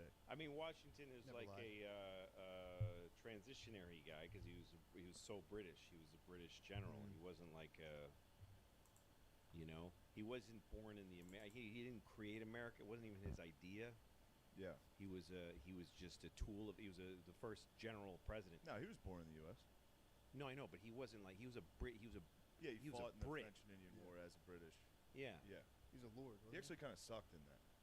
In that war. In fact, also kind of. Everybody sucked in the wars. Though. Everything he did was It retreating. was luck to win anything. Then He was good at retreating. That was like his number one the thing. important thing to be Which good is at. very good in war. They don't Otherwise, teach you that. lose once. He would fight again because he retreated so well. Yeah. It's pretty tight though. Show up, be like, nah. And Yeah. Just run away. Like, nice. 1789. That's when he started. All Well, right. most of the guys, it was so hard. Like, a lot of the army didn't want to be there and didn't have to be there.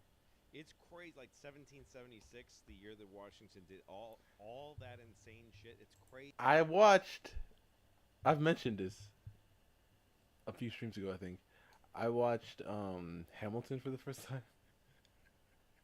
And if you heard it, I mean, if you've heard this, like, the soundtrack, or if you watched it, as soon as he said 1776 right there, I just instantly started thinking of that song.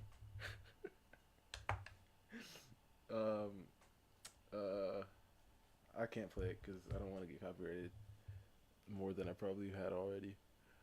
But crazy that people kept- crazy time, They man. kept expecting the army to flee, Yeah. but they hung in there with little. I know all of it. It's It's not like they were extremely like, accurate. we're I heard, making but- America that's coming later. Yeah. They had no fucking idea. So he's as good as they were, basically. And it's not, like you picture him on this horse, like talking, but no, most of them didn't even look at the guy. They didn't see him. Like in the movies when they show a guy making a speech to a whole army, and Yeah, there's 3 guys can hear Yeah, him, it's impossible. and the rest are like, what's even happening? And they're all shitting on Yeah, the it's like ground. Braveheart They're when all he's giving dying the of- speech. The only Yeah. people that can hear him are like, "Shut up." Yes, The yeah. two dudes are like, Yeah, "The yeah. English are too many." The English are too Home. many. Home. Yes, we will live. We will live. That's a good Alright. point. I never thought about that. Yeah. No one heard those. No one speeches. hears No one it. heard any of their speeches, so it was really these guys all got together. I don't know. They They got stood there. together. They decided Oh, to just crap. keep doing it. I don't want to spend too much time on Washington. Yeah, Washington. I He's was never played that. out. I never really. I mean, the great thing he did was leaving when it was time to go. Yeah. It was like the thing because a lot of them wanted him to be king. Yeah. And a lot of them wanted him to be permanent. He's the one who said the thing where they wanted him to be Adams. Yeah. Wanted him to be Your Majesty or Your Excellency, They went by His Excellency. and he said, "Mr. President." No. What? Jefferson was the first Mr. President. Yeah, but Washington Washington. wanted Mr. President. Washington went with His Excellency because Adams had this long one. His Majesty, all this shit. What? Washington kept His Excellency. According to the HBO theories about John Adams, Yeah, but I looked into it. Washington said, "I want Mr. President." Maybe he did, but he went by His Excellency. Therefore, the reason he did it was because he didn't want to shake people's hands. And back then, that kind Because of he was like Howie Mandel. yeah, he was like he'd rather just He was have a people germaphobe? bow. I don't think he was a germaphobe as much as he just was like, this does command some respect. Because this was the first time in his life he started to get criticism.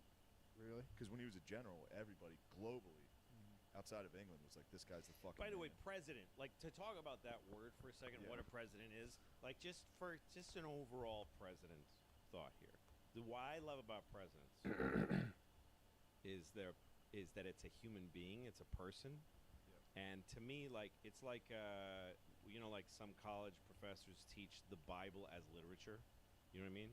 Yeah. Like, they don't teach the Bible as a religious subject. They teach it as, like, what it's done for history and what the stories are about and, that kind of thing. I look at U.S. presidents that way. I don't have a political view about any of them. I just think they're fucking fascinating.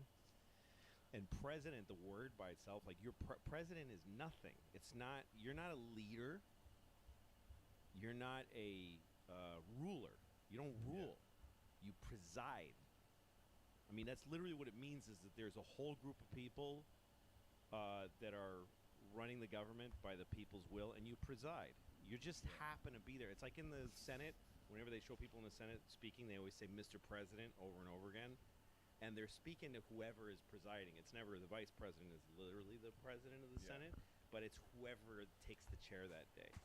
Who's presiding? It's an incidental title given to an equal who is chosen for that minute to preside. That's what I like about it. That's what I like about how they framed it. Yeah. When did they set term limits? I didn't even look into that because he just left. Right, he was the first one to go. I could stay, but let's get like, this I'm done. going. Let's get this started. Yeah. There's some famous moment where he was speaking to the Congress, and they were trying to get him to king himself. And he was apparently really vain about that he wore glasses, so no one ever saw him with glasses on. And so the moment that's supposed to be this shocking moment was that he took out his glasses and put them on, and he said, like, I fear I didn't see you for what you are. That was supposed to be this big moment. I like to think that if he did, like, he was really hoping if he missed, he's like, I fear I didn't see. And they're all like, yeah, you wear glasses. We all. You know what I'm saying, though? Yeah. Like, he keyed the whole thing on this moment. See what I'm saying? And they're like, George. Yeah, it's also a good moment for him to be like, yeah, you're right. You should not. How do you turn down king trying to status, do funny though? jokes. What? How do you turn down, like, That's what you makes should him be the king, and you're like, That's what makes him no. the man, dude. That's wild, dude. That's what makes him. Well, also, like, he wasn't, again, none of these people knew the future. He didn't know that he was giving away the keys to later nuclear war America. True, yeah. He thought we were a dumb fucking, like, what? Yeah, and these were all Yeah. separate colonies. Like, True, if Louisiana became a separate nation, the first president of Louisiana might be like, you guys, I'll do one term. Yeah, I'm It's done. good. I don't need to, like, hang in there. All right. So, Adams. Okay, Adams is like my favorite of those guys. I Of the like founding Adams fathers. I like dudes. Adams from the show. I loved him in that. He's great, Paul Giamatti. Well, I As a- read his biography. I listened to it. I don't read As a anything. president, Counts. Oh, he was not a great president. not at all. It shows everybody's got these different kind of strengths. He was a great framer. He was one of the guys. He did many very important and gutsy things, and he was also the only one of those guys who was not rich. He was a poor farmer. He was his education changed his life. He's like one of the first Americans who had that experience. Where he was had a decent farm but not much, but he made his brain work. And he excelled and passed that on to his son, who we'll talk about. He John fucking Quince. ruled in the revolution. Yeah. Adams was the man. Adams to was stick the to man, his- and because these other guys, fucking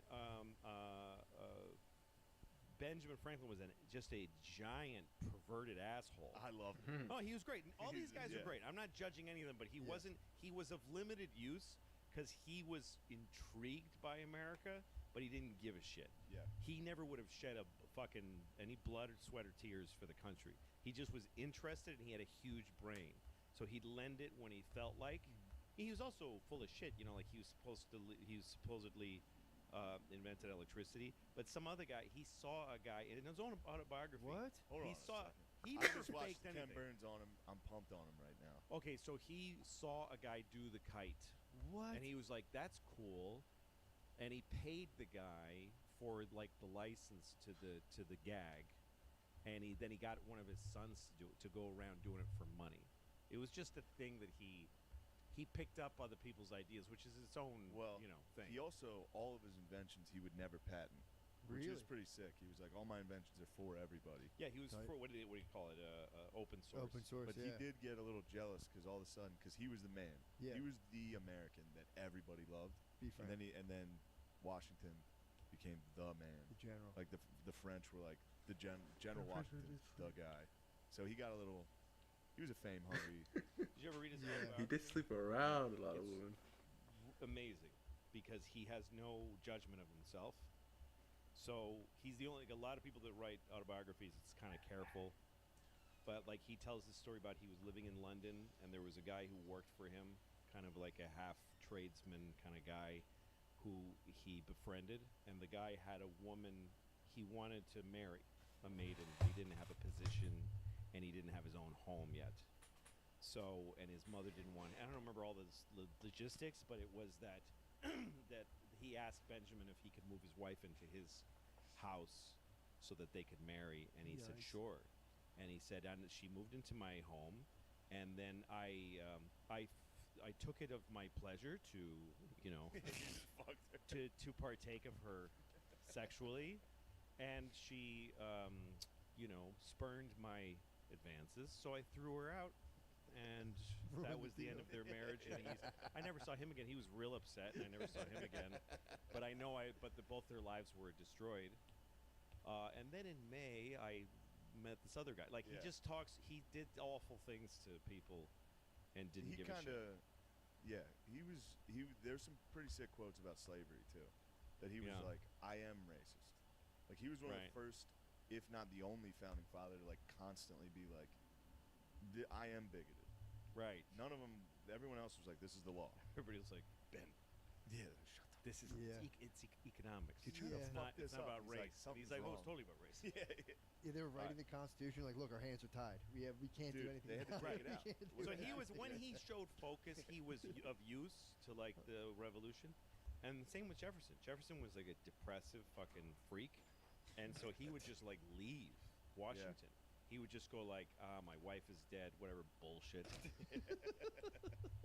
And he would get on his horse and just leave, because also he was a man of great wealth, and he had his life in Monticello and in Virginia was, we'll get to him, but the point is that Adams was just a doggedly hard-working. He was the only one who worked constantly. Yeah. And it was really the three of them in Madison, but he was the guy who did the hardest work to get this shit started. Yeah. He also apologized for cursing. Adams. In one of his things, he's like, I lament to admit that I sometimes cursed, which I feel shameful about. Also, when Adams did his did the Constitution of Massachusetts, May, how did you find this? The Constitution Did you of watch the this? Commonwealth of Massachusetts Like, is like just the most randomly liberal just document in found the it, world. or 'Cause Adams did you was see like, this he's before? Like, I'm going to get it right. Everything that I couldn't get done in the American Constitution, I'm doing in this. And there's stuff in there about Jews having rights. There's even something about gay people in there. Like, he was into What? like gay rights, Jews. Back Pretty then. gay back then. Pretty gay, pretty Jewish. It's gay to be a gay Jew. It's gay to be into Jews. Dude, To be those, into Jewish rights in the 1700s was gay. those parliaments must have been Undeniably gay. Undeniably. crazy Oh my back God. then. Like, I don't know, what about Jews? People Yeah, like, this- get the fuck out of here. Yeah, It's what are like, you come on, talking about? guys. This VOD Back then, have a room has full of got Jews to in go. Wigs being like, boo!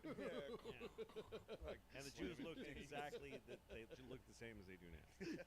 The big black coats, Exact same outfits. same outfits, same way.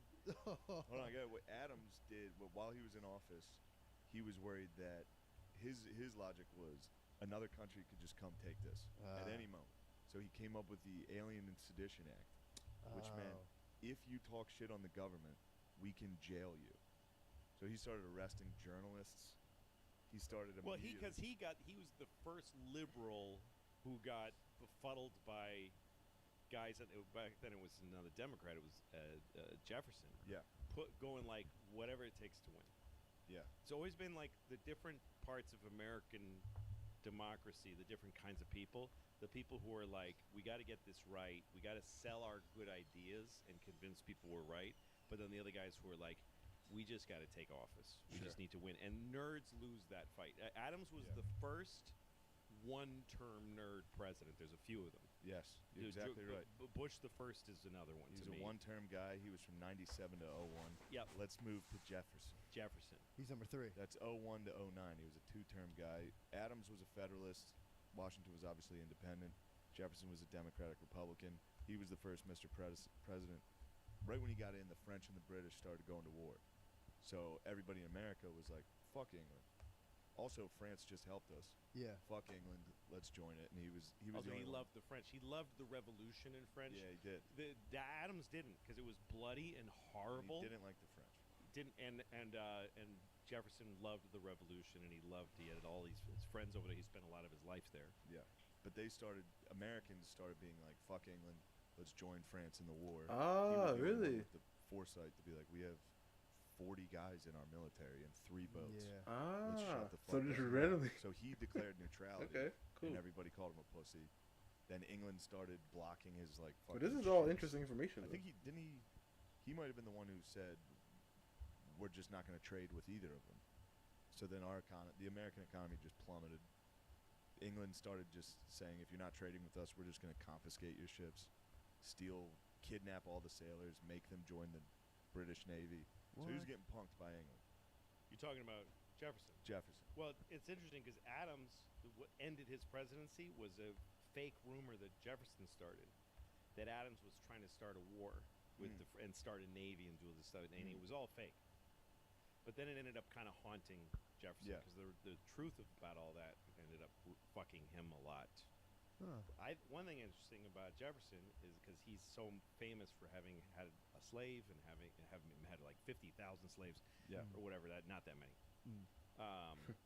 and having had children with his slave, and I don't think he ever even gave her freedom. He didn't free the kids. He didn't free a couple. I think he freed a couple of them. Freed 2. Yeah. And the rest he kept enslaved until he died. And what was interesting about them? Damn, he did the ultimate because I said so. Is like, Dad, can I stop being a slave? He's like, no. I said no. They were like white. Really? His slave children, the woman that he had Sally. kids with, Sally, was like half white, or like was very light skinned. Yeah, I think her mother, because her mother was in his family for a long time. And his dad was fucking like. Yes. I mean, it was like What? She was kind of a product of his father. I'm not sure about that. I'm not sure about that. But it's Somewhat. but an interesting thing about him in terms of slavery and I could never. I mean, there are people like that, but it's just so disgusting to me. You know what I'm saying? Like, it's so disgusting. Like, instantly, a woman that anybody that I know, like we like close enough, right?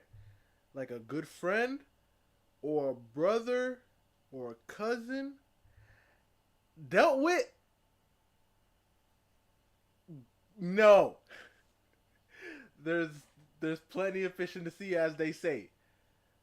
I cannot. And I don't understand how people could just turn it off. And I understand, like, in certain, like, situations where, you know, emotions are involved and everything. But I'm like, I cannot not see. Like, I remember, quick story time. Back in the day. One of my brother's exes, she, I'm not going to tell this story. But it's just not. I can't.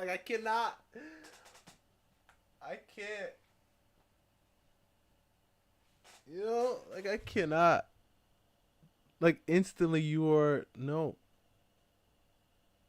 Instantly. There's nothing you can say that's going to change my mind. If I knew you first, does not matter. It does not matter. Because I cannot get that picture out of my head. I can't get the picture out of my head. I mean, there's some people that can't. Like, but the thing is, I don't understand. Like your dad, like your dad, and no, because the thing is, you gotta understand. And listen, I don't like saying, because remember we were having that conversation, Titan, and then the guy was talking about the keys and stuff. I don't like saying all that, but it's kind of like I feel sick just thinking about it in my head right now, bro. But it's like I can't like.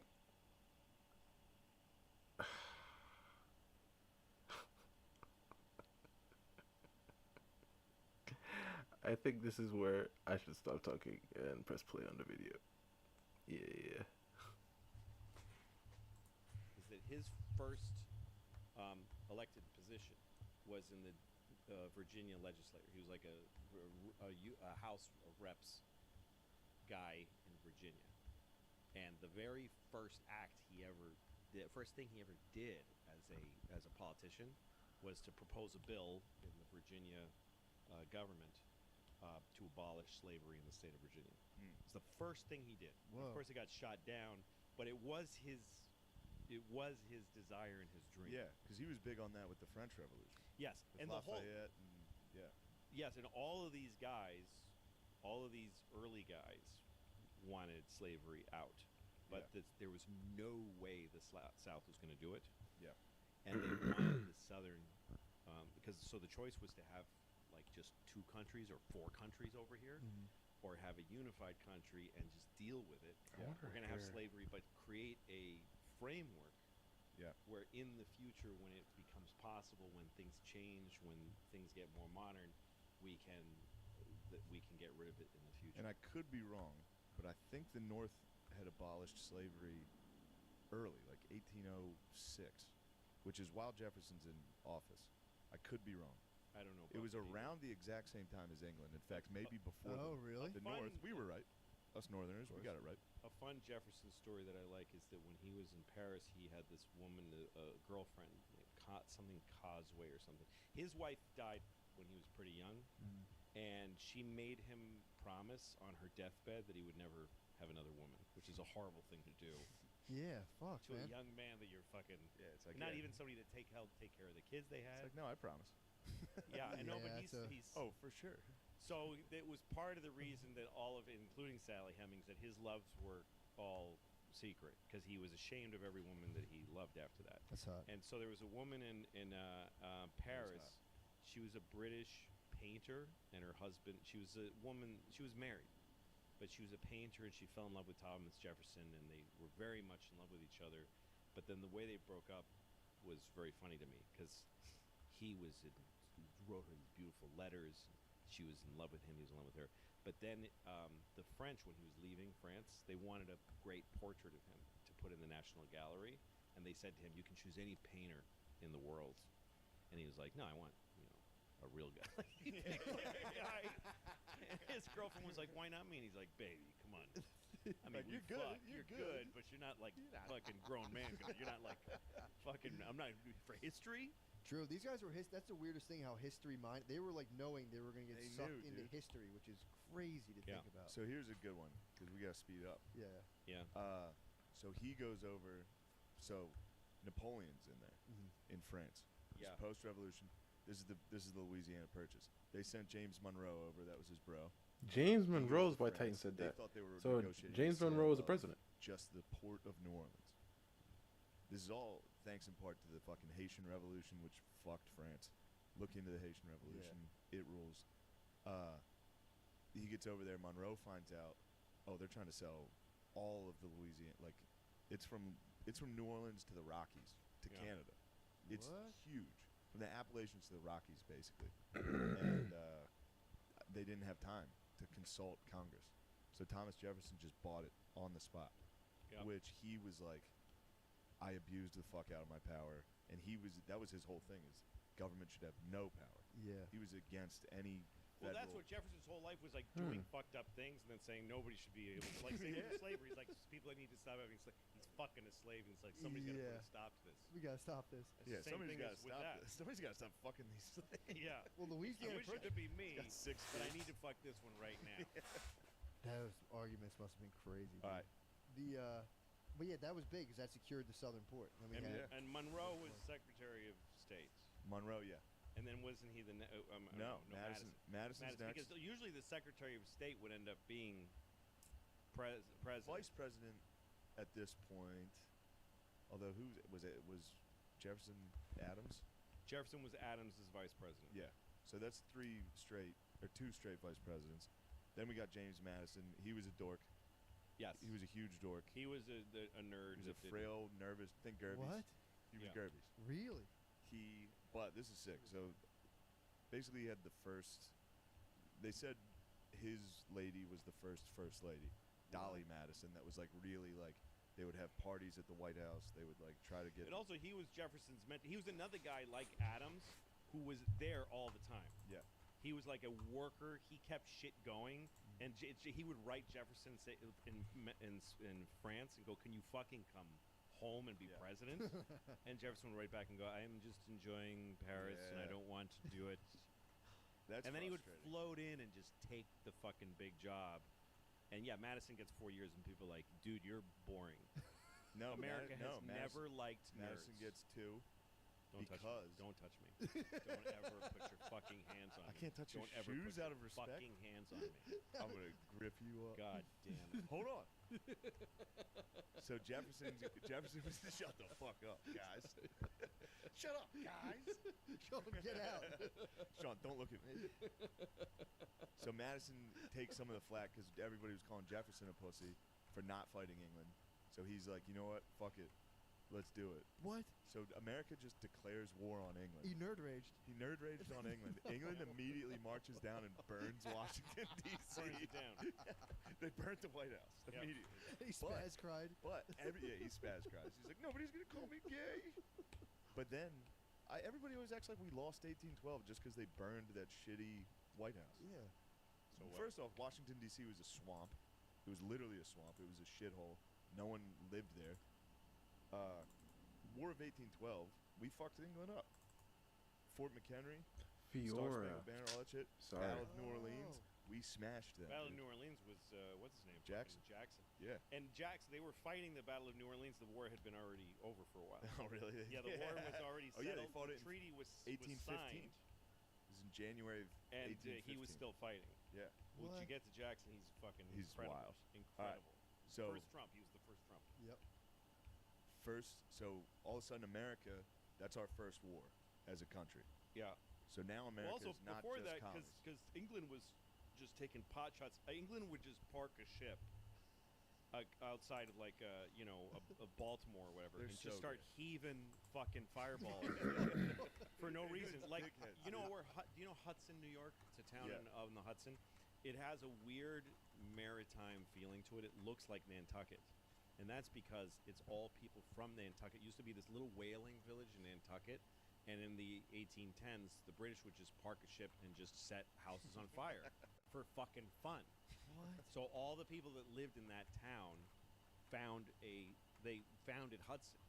And they would go out and whale in the ocean, and then they'd drag a whale up the Hudson River. Holy shit.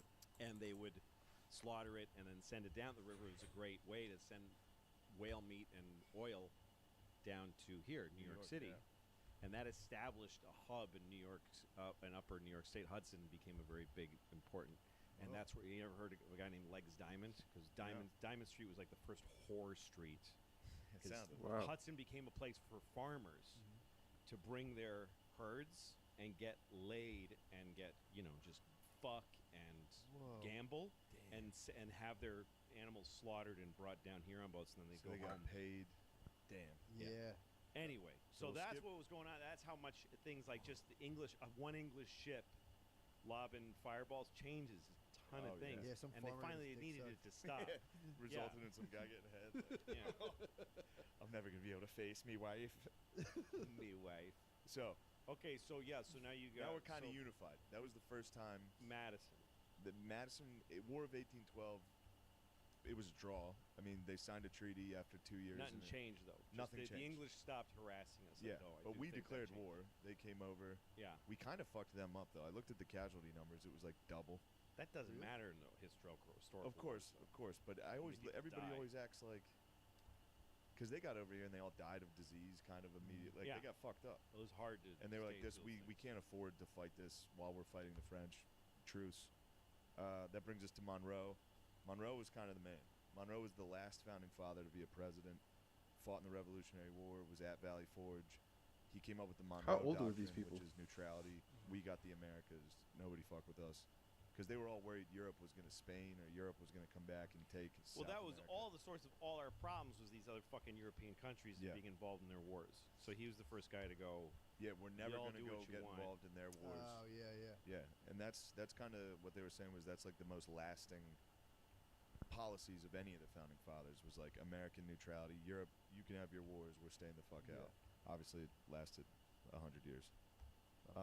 Added Florida. Monroe got Florida from the Spanish. Nice. So the reason that happened though was because of Jackson. Because Jackson was taking his troops to Florida, and Monroe was sending a guy on a horse. Or I don't know if they had telegrams yet, but it'd take him 8 days to say leave Florida alone. We're trying to negotiate Yeah. a price. But finally, Monroe decided we don't want Florida anymore. They're asking the Spanish owned it. We can't afford to buy it. I can't justify it. I'm not going to get it through Congress. And Jackson was writing back and saying, I'm just going to take it. I'm just going to take it militarily. I'm going to attack them. And Monroe said, no, you may not. I'm the president. You may not do that. And Jackson just ignored him. Yeah, started And attacking. he did it. He What? took Florida, and then he showed up in D.C. and was like, right? That was good, right? And Monroe's like, yes, thank you very much. Yeah, he's like, but also I bought it. Good job. Yeah, also, I think He we paid for it. We paid for it, and it was a mess. While Jackson was like fucking with them, the Spanish were like to Monroe. They were like, yeah, you can buy it. He's when he killed him. He was down fighting them, and he was like, Yeah. actually, you know what? Yeah, we're gonna But sell it. there's 2 generals that did that. Him and MacArthur did that too. Just did shit without permission. Yeah. And then showed up and said, right, Mr. President, wasn't that the plan That was all pretty along? And he good. goes like, yes, it was the plan all along. Whatever you want. Whatever you want. Whoa. So you got that, but this is interesting because Monroe was the first part that this is where the slavery issue starts to take real issue because it was the Missouri Compromise. So Missouri was becoming a state; it was another slave state, pro-slavery. Yeah, so every So every time they added a slave state, they'd have to add They a had free to add slave. a free Oh, one to make really? sure it was balanced. Yeah. So that's when we added Maine. Missouri got to be a slave state. That's it for him. John Quincy Adams. Yeah, so John Quincy Adams was Secretary of State. John Quincy Adams had a big role in the. He was a in black the, man.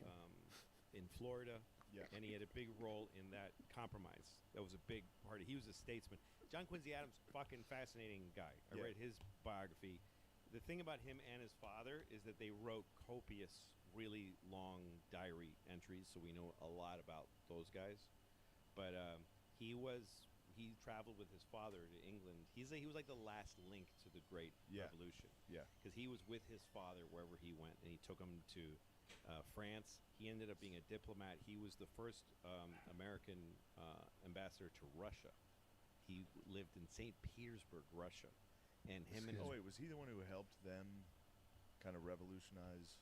I don't Or was that before? remember that. Okay. I mean, but he was in Russia way back then. And he'd take like a sleigh to countries that aren't there anymore, like Prussia, and he traveled all over. He traveled more than any like human being back then.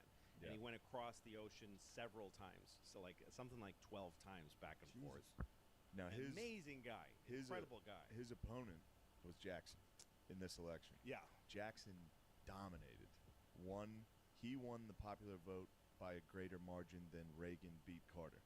It was a landslide victory for him. But Jackson, in the Battle of New Orleans, came out and said all the guys from Kentucky were being fucking cowards. So then when it comes to the Electoral College, the guy counting the votes happened to be like a senator or something from Kentucky. What? And I was like, fuck this guy. And he just swung like 10 states. Because back then the Electoral College made perfect sense. Nobody in any state had ever heard of one of these guys. There was no news. There was no fucking anything. Now you needed somebody. Yeah, you needed super delegates. You needed to sort of just handle get your things. local guy Yeah. and be like, You go. You go figure it out. Yes. Yeah. Yeah. But that was enough for this guy to swing all these dudes in the meetings to be like, dude, Jackson's a fucking dickhead. We need John Quincy Adams. So he swung. I mean, it was John Cowardly Quincy move. Adams was Cowardly another nerd, one-term nerd. yes. Who just couldn't get. I mean, as a president, he couldn't get, and he got almost nothing done. Partly because Jackson and his people Yeah. just thwarted every single thing Jackson he had tried. the whole country loved Jackson. Everybody fucking loved that dude. He was Trump. So much. He was Trump. He was Trump. Imagine if Trump like dueled as Yeah. much as Jesus Christ. Jackson Yeah, Jackson died would shoot with dudes. something like 12 bullets in his body Yeah. Dang. What? that never left his body. He dueled all the time. Yeah, let's just go straight to Jackson. He's the next Wait, president. he can't not be mentioned, John Quincy. JQA. Yeah, fuck John Quincy. John Go ahead. Quincy Adams, well, after his presidency, he was in Congress forever from Massachusetts. He died at his seat in Congress. Wow. He died at his desk. He was because his thing. He was a huge abolitionist. He was like the only guy in the Congress willing to be an out and out. The slave states had so much power that they passed a law, a gag law, that said you can't say the word slavery in Congress. It used to be there was a thing in Congress back then called petitioning. Anyone could send a petition to their congressperson, and they had to say it. They had to mention it. So, like, you could send a thing to Congress saying, "I want I want retards to be allowed to drive," whatever you would do. Want retarded people to have driver's license. Yes. And he would say, he'd have to go, okay, the petition from Shane Gillis, he wants retards to Honorable. drive. The honorable. And everyone would go, I move to table it, and then they just table it. But they passed a law saying you couldn't even mention a petition that said the word slavery, because that's how electrified it was. Like, we don't want anybody. We know you're trying to get rid of slavery. We don't even want you to say. And they passed it. So Quincy Adams would do it, and he would just break the law, and he would just say it over and over again. He would read petitions about slavery, and he would get sent. Then they would all vote, the whole Congress, to censure him for going against the rules, and he got censured over and over again. And he represented the Amistad slaves and got them Holy set shit. free. Yeah, did you know that? No. Yeah, he was the slave ship that was taken over by slaves and was grounded in Massachusetts, I think.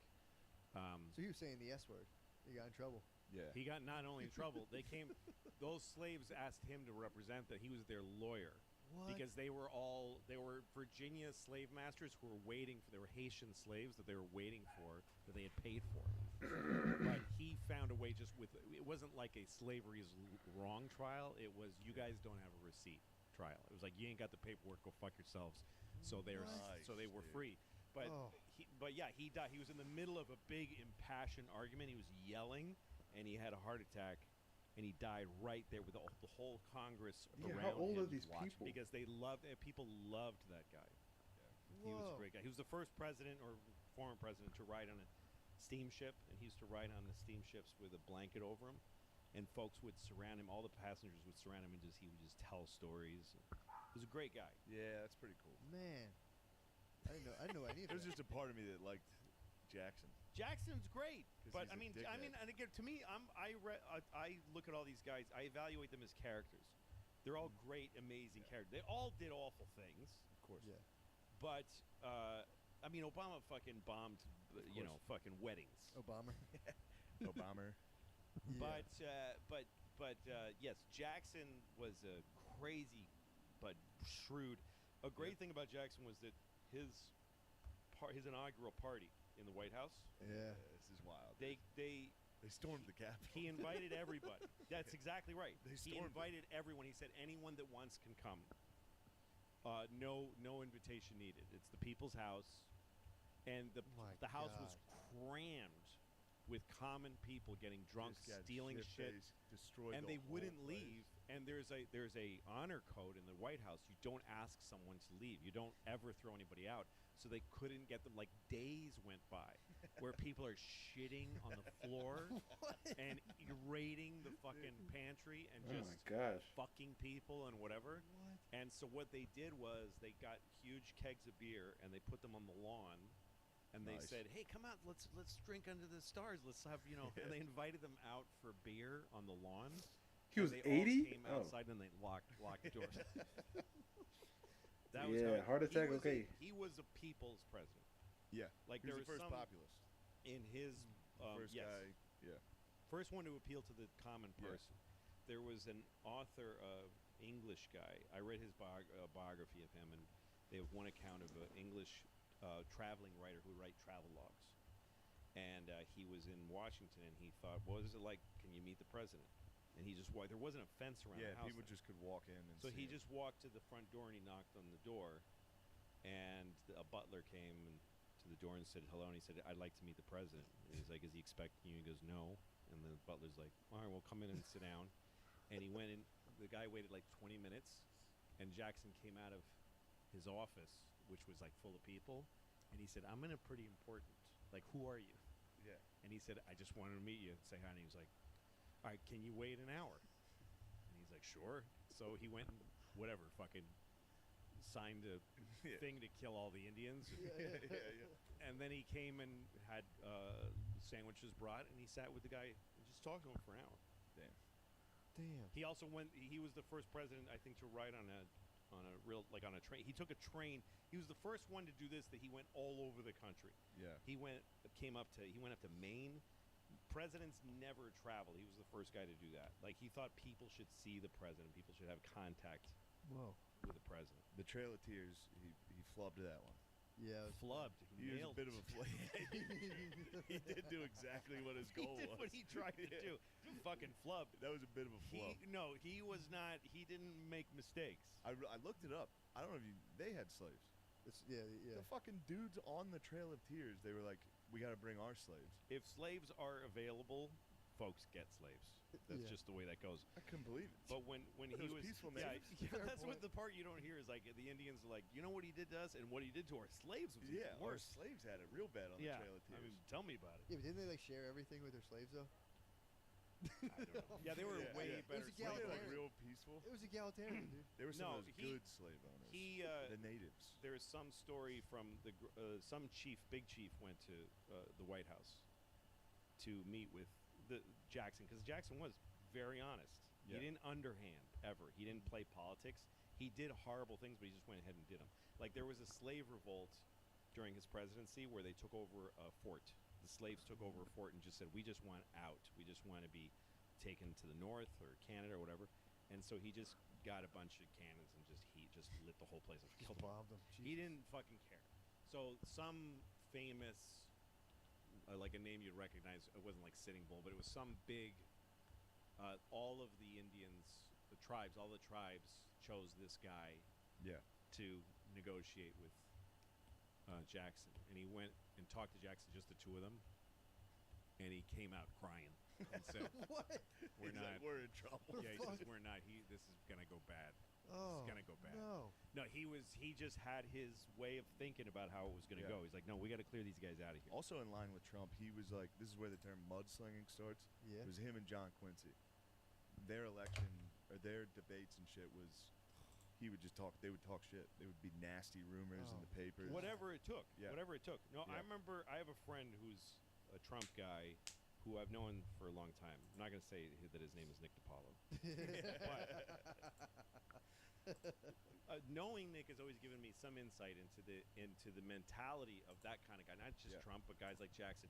I remember once I was with Nick and a lot of people, and he was and like three Democrats were yelling at him, and he was starting to say crazy, fucked up things to them. And at one point, I'm like, "Nick, you know that's wrong." And he Yeah. goes, "It's 3 against 1.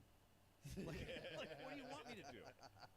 Like, he's in Yeah. and it gave me and then it brought me back to when I was like 19 and I was friends with Nick, and we were comedians in Boston, and there was a pinball machine we really liked playing at this one club, so we're playing pinball against each other. And when it was my turn, I was starting to beat his score, and he just put his hand over my hand So you couldn't- so I couldn't flip, and he just looked at me like this, and I'm like, "Really?" He goes, "Yeah, I win. I win. I don't care." Fuck. But He Jackson, was big too. Wasn't he Jackson strong? was yes. Yeah, Jackson he's was the strong. first. Yeah, he was a football player. Yeah. College football player. Jackson was the first president to go like, "Fuck you. I'm winning. I'm Yeah. winning this. I don't care what happens to you. We're gonna you know." So he also, one of the big things with Jackson, he vetoed more bills than every president before him combined. Nice. He hated the banks. He like went to war. It's crazy that he's on the 20. Yeah. It's like a joke because he hated the idea of a central bank. He hated the idea of a treasury. He thought that it should just be folks have their money, use gold, and you trade. And he wanted. So I think the U.S. bank at the time, I think it was called the United States, like the Bank of the United States, was up for to be renewed. And he just happened to be the president, and he vetoed it. Yeah, and it was a thing you don't veto. You can't veto it. No, but he vetoed it. So then the next guy, we'll get to him, is his vice president, Van Buren. He takes over. He takes over a completely destroyed economy because he vetoed the bank. That's the way it goes. The cool guys. America is made of cowboys and nerds. So you got cowboys who show off and who show what kind of people we are, and then you have nerds who actually get things done. But the cowboys get the credit. Yeah. And then nerds get fucked every time. He got fucked. His nickname was Van Ruin. Yes, he had a lot of nicknames. Like, Old Kinderhook. He was another total nerd, and everybody hated Van Buren. He was like a little fucking... Yeah. He was supposed to be, I think, he was one of those vice presidents that was supposed to be a link. Like, because Jackson was the man in the South, kind of, or wherever, and they were like, let's get this dork to... He was from Kinderhook, New York. He was his Pence. Yeah. He was Trump's Pence. Yeah. He was... the legend is that, he was one of the first people to have... pamphlets, like a lot of pamphlets, like the press, like the mass press started to get big. So his pamphlet was, because he was called Old Kinderhook, because he's from Kinderhook, New York. So his thing was OK, and it was a check mark. Oh, nice. And that's where people say that OK comes from. What? Yeah. Because it was like his thing was you OK with a check mark. That was the point. It was like vote for Old Kinderhook. That's the thing. That's the thing. When you look into this, that's where all of our shit comes from. Yeah, that's nuts. It's all of this. All right. Well, we got to speed up because this one's funny. Van Buren sucked, whatever. Yeah, Here comes Harrison. He's the next guy. Everybody called him Old Granny because he was too much of a geezer to run. So on his inauguration, he was like, I'm going to prove to everyone how tough I am. Yeah. It was freezing cold and raining. He had like an 8,000 word inauguration. Yeah. He got a pneumonia and died. He was like a few months. He died immediately. Shortest term. Damn. Shortest term. Didn't have a minute of acting as trying to prove he was That tough. is crazy. Died immediately. Especially back then, people were dying from everything. This man, What? Yep. Brings us to Tyler. He did nothing. Tyler was His general, party right? abandoned him. No, Oh, thinking no. of Taylor. He was Harrison's vice president. So Harrison dies. The one thing he did do is set the precedent that the vice president stays as president. Nice. So everyone was like, "What? We don't know what to do here. The president's never died. Do you take over as an interim guy until we find a new guy?" And he was like, "No, I'm just the president." And enough that his party hated him for that. So his own party abandoned him. They didn't put him up for re-election. Well, because they thought they should wanted to choose another guy. They wanted to be able to put another stronger guy. Yeah. So he stayed. He had no parties supported him. He got nothing done. He was never up for re-election again. It must have been awkward. That brings us to our guy, though. This is who I wanted to get to. Polk, dude. Turns out Polk's the man. Really? Yeah. I know nothing about Pope. No. He was one term because he was a dark horse out of nowhere, and he promised everybody in his party, I'll only do one term. That way, some of you guys that are good, that are getting ready, you can take over. I promise to do one term. When he was running, his opponent's slogan was, "Who is James K. Polk?" Like, people were talking shit. As soon as he got in, oh, this is good. He was a tiny guy. He was 5'8", which was like... That's really small. Yeah, he was 5'8", and when he got in, his wife was the one who came up with, they got to play Hail to the Chief every time you come in a room to give you some respect. Give him a little, Yeah, so that's why that happens. Nice. So right away, Polk starts going But it wild. was kind of a joke. It's like if a midget walked in. Like, everybody goes, it's just a little guy. No, Polk's a beast. Immediately, he starts fucking with the British about Oregon. So they have the Oregon Territory out there, which is just beaver hunting. Everybody's, beaver hunting. We're doing a little bit of that in Nash Vegas. What do you mean? He's trying to get About pussies. hunting in Oregon for They were in Oregon. stupid. Oregon, pussy hunting. So the British were pussy hunting. The British and Americans were both pussy hunting on the same territory, and Polk was like, "Nah, we're done with that." And he set the latitude and longitude was 54 and 40. So he came out with the slogan 54 and 40 or fight. He was saying that to the British. He was like, "We're gonna fuck you guys up." True. So he came out with that and the British. People were really into They loved latitudes and longitudes. They were. back then. So he called that, and the British were afraid to call his bluff. They were just like, "Fine, take They're it." like, that slogan is so Yeah, good. like, Just take it. Fuck, dude, this guy's Dude, nuts. you came up with the fucking. You used the longitude and latitude. So he takes that territory, which is huge, and then it's not just Oregon, it's Washington, and all that. You know why Oregon is Portland is called Portland? He's I making bet a you I joke. did. It was kind. Do you? No, it's not. It was gonna be Boston. What? Because there's two guys. Is it Lewis and Clark? Yeah. So one of them is That from was Jefferson. I thought he was one of a them is joke. from Boston, and one of them is from Portland, Maine. And they both wanted to name it after their hometown. Oh. And they flipped a coin Huh. and named it Portland. And there is a Boston in Oregon. There's a town called Boston, Oregon. Dang! First of all, where were you made when I asked this question? That's the answer right there. Because Titan said, if you notice, tons of places across the U.S. Have repeated names. They literally just named it after their hometown, so that could. Wow. So that's what they were doing. They were just throwing things up there. So if I was over there, I'd be like, I mean, I'm from Queens, so let's call it Queens. Let's call it Queens. Like, all right, I guess. And then now there's a Queens in New Hampshire. I don't know. Crazy. So after he gets Oregon, he's like, all right, it's time for me to get Texas. He starts fucking with the Mexicans. Like, say they would send troops down just to see if the Mexicans would shoot first. Finally, they did. He Fucking immediately. lazy Mexicans. Finally, they shot so a bunch. many times He to get off their fucking He did, frijoles and fire a shot. So they go to war. Here they come again. I don't want to fire. He fired the last Probably one of them was like tequila. 70,000 troops poured in. Oh no. So we immediately took California, Arizona, New Mexico, Utah, Texas. And This then is all who was pulled the in general? 4 years. Who was the general that penetrated all the way to Mexico City? That's later, right? This was the next guy who was Zachary Taylor. Yeah, Zachary Taylor was Zachary the big Taylor. Mexican-American war Yeah, guy. he was the warrior. What? Zachary Taylor was dominating. So they but this is- gathered. He went into Mexico City, and if you go to in Mexico City, the big thing is Los Niños. These I think it's 4 or 6 kids.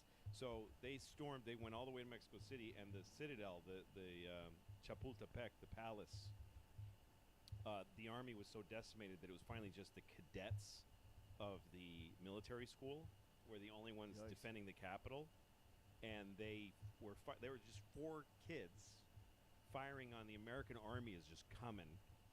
And they wrapped themselves in Mexican flags and jumped and dove and killed themselves. That was how they ended the pretty war. awesome. And the moment is Zachary Taylor's holding one of them, and he's saying they were just kids. Like, he had no idea they were like fucking 12, 15 years old. Man. And in Chapultepec, there's 4 big pillars that are still they're like war heroes. That's pretty awesome. Wow. Yeah. What did Mexico have back then? Like, was it like a king or A like? lot what of they had massive. So what was going on all these years,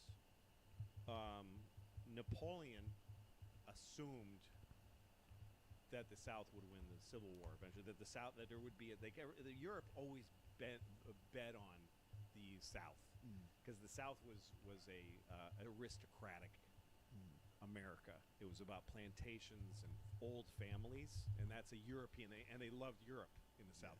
The North was always against Europe and wanting to Must have start missed the something answer. new. So during the Civil War, Maximilian was just a Habsburg. The way kings worked back then, there were some royalty factories. So the Habsburg family, who I think were like Flemish or whatever the fuck, they just had like a cousin of a king. They went Maximilian and his wife. They're like, you guys take Mexico. Napoleon sent French troops to Mexico and installed Maximilian. But then which is what Cinco de Mayo is. yes, and then the Mexicans finally overran because when we lost the Civil War, I don't know what made me say that. No, when the South lost the Civil War, Napoleon was like, all right, fuck this. Well, And wait, he just- Napoleon was gone for the Or Civil War. whoever the French Yes. pulled their well, there was like 3 Napoleons. Oh, true. I Right. think it was a later Napoleon. Yes. Pulled support, Yeah. and Maximilian They beheaded him. Fuck. They fed peyote to his wife and sent her home. And there's some little village somewhere in like the Netherlands where they tell you like she's gonna come get you because she would run in the streets. She went insane. She would run the streets screaming, and they tell kids if you don't get to sleep because she comes out at night. If you don't go to sleep, she's gonna come get you. So that's how far. That's how far in Mexico. Dude, I'm sorry to derail you, but so that's great. Zachary. So you were still at Polk and then Taylor. Polk, but still. So one thing that was cool was when Polk was instigating this war with Mexico. You got to cut that part where I say we lost. No, that's good. Cut that. I don't That's know what good. You made me corrected say it that. immediately. This is pretty sick. So Polk was up there like they're fucking with us. They shot at our troops. And I saw an old one-term senator from Illinois at the time stood up and said, "Were we on their territory when we shot him?" There was one guy that was opposed to the Mexican American. Like I understand in certain cases where you have to take them out because you know that they'd come back to get you. I understand in certain situations, but like, why do they have to make it the worst? Like, people just love to see other people suffer. It's crazy, bro. Just finish her there, bro. Why you gotta? Man, when I hear stories like that, I'm like, yo, bro. Like they had to suffer. Oh my.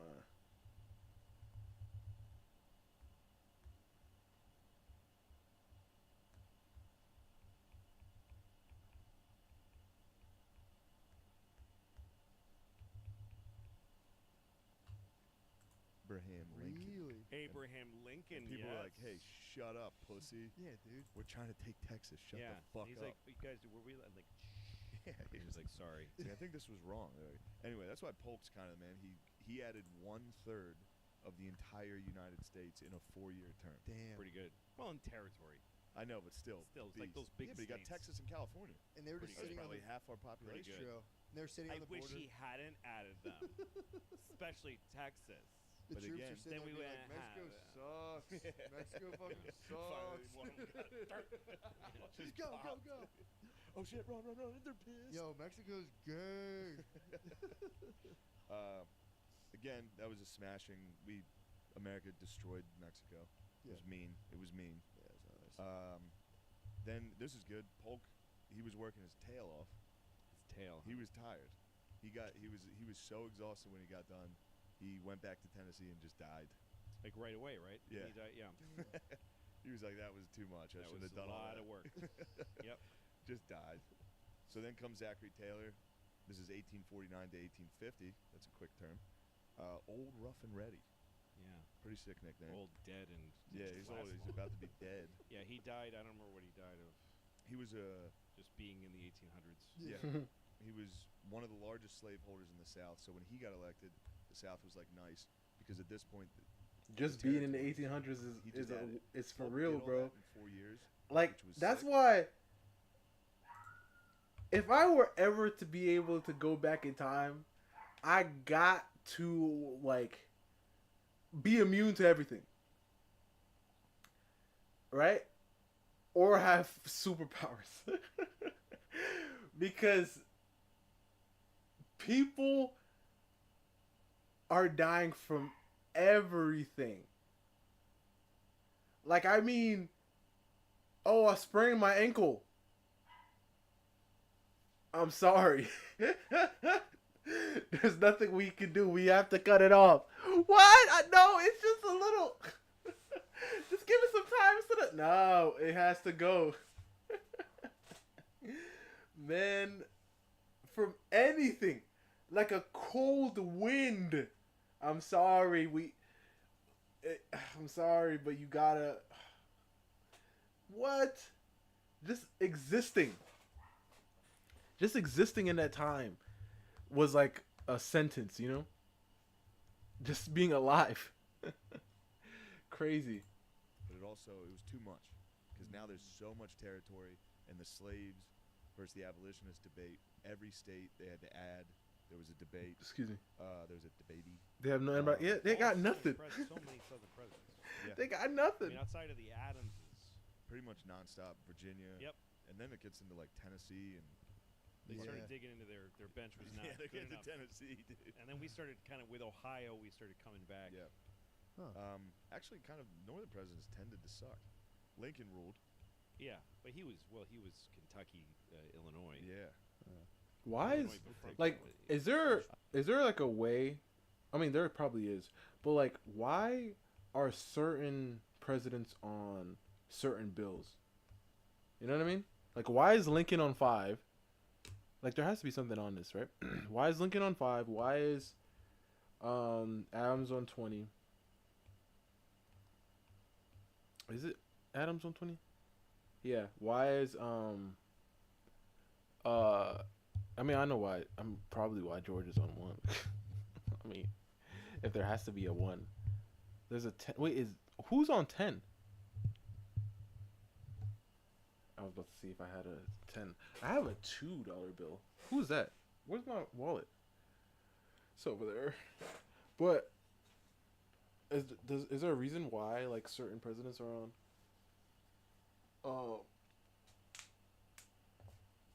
on the bills? I always forget one. I think he was born in Kentucky in a log cabin in Kentucky. Jackson's And 20. then he- Jackson, then yeah, Illinois, Jackson. Illinois. Yeah. Who fucking knows? There's no Yeah. way to know. We weren't right about Nobody half will ever these. know. We were never correct about half these facts, but we're having fun. Oh yeah, I could be. I love Yeah, just who cares? acting like I know. It's great. So one thing, Taylor gets in there. Everybody's like nice. Everybody in the South's like nice. This guy's pro-slavery. He gets in. He tends to start actually leaning towards standing with the North. This is all leading to the Civil War because like guys like this start fucking this up. As soon as he says we're gonna abolish slave in the Western territories, South Carolina says they're gonna succeed.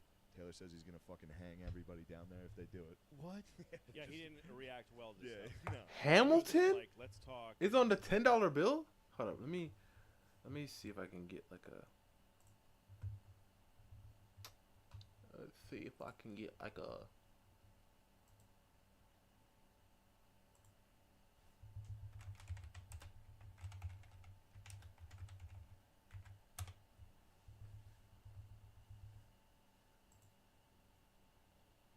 All right, so there's a 1, 2, 5. Oh, I forgot. Why did I forget about the $5 bill?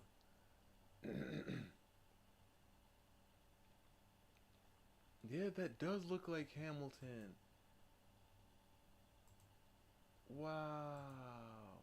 Pardon me. Are you ever? It depends. Who's asking. Oh, I should have been looking nervous, sir. It's stuck in my head, bro. Okay, so this is the Presidentes. So this is. Oh, you can't even see, can you? Let's zoom in, zoom in, zoom in, zoom in. Alright, so number 1 is Abraham Lincoln. Number 2, I don't know you, sir. Number 3, Number 5 is Abraham Lincoln. Number 10 is Alexander Hamilton. Number 20 is Jackson. Number 50. I forgot about a 50. When I was thinking about it, I was thinking of a $1 bill, a $2 bill, a $5 bill, a $20 bill, and a $100 bill. I forgot about the 50. Who is this guy? Does it say their names on it? No. I mean, yeah, it's signed, right? I don't know why I didn't just look at the. I don't know why I didn't look at the signature. You know what's crazy? You know they don't teach cursive anymore in school. Like none of my little cousins who are in school know how to write in cursive or read in cursive. Isn't that fascinating? And one of my cousins is my older cousin. She said she has a conspiracy about that. The conspiracy was that they don't want the kids now to know how to read cursive because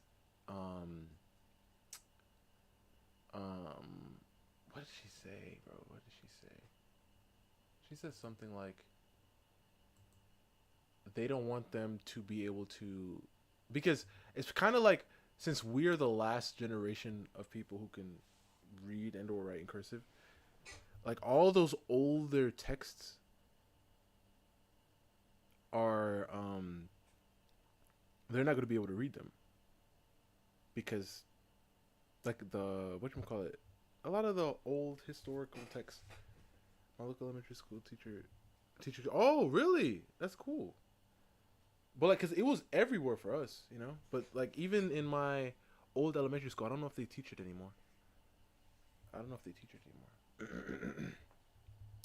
But that's cool, you know. Keeping the line.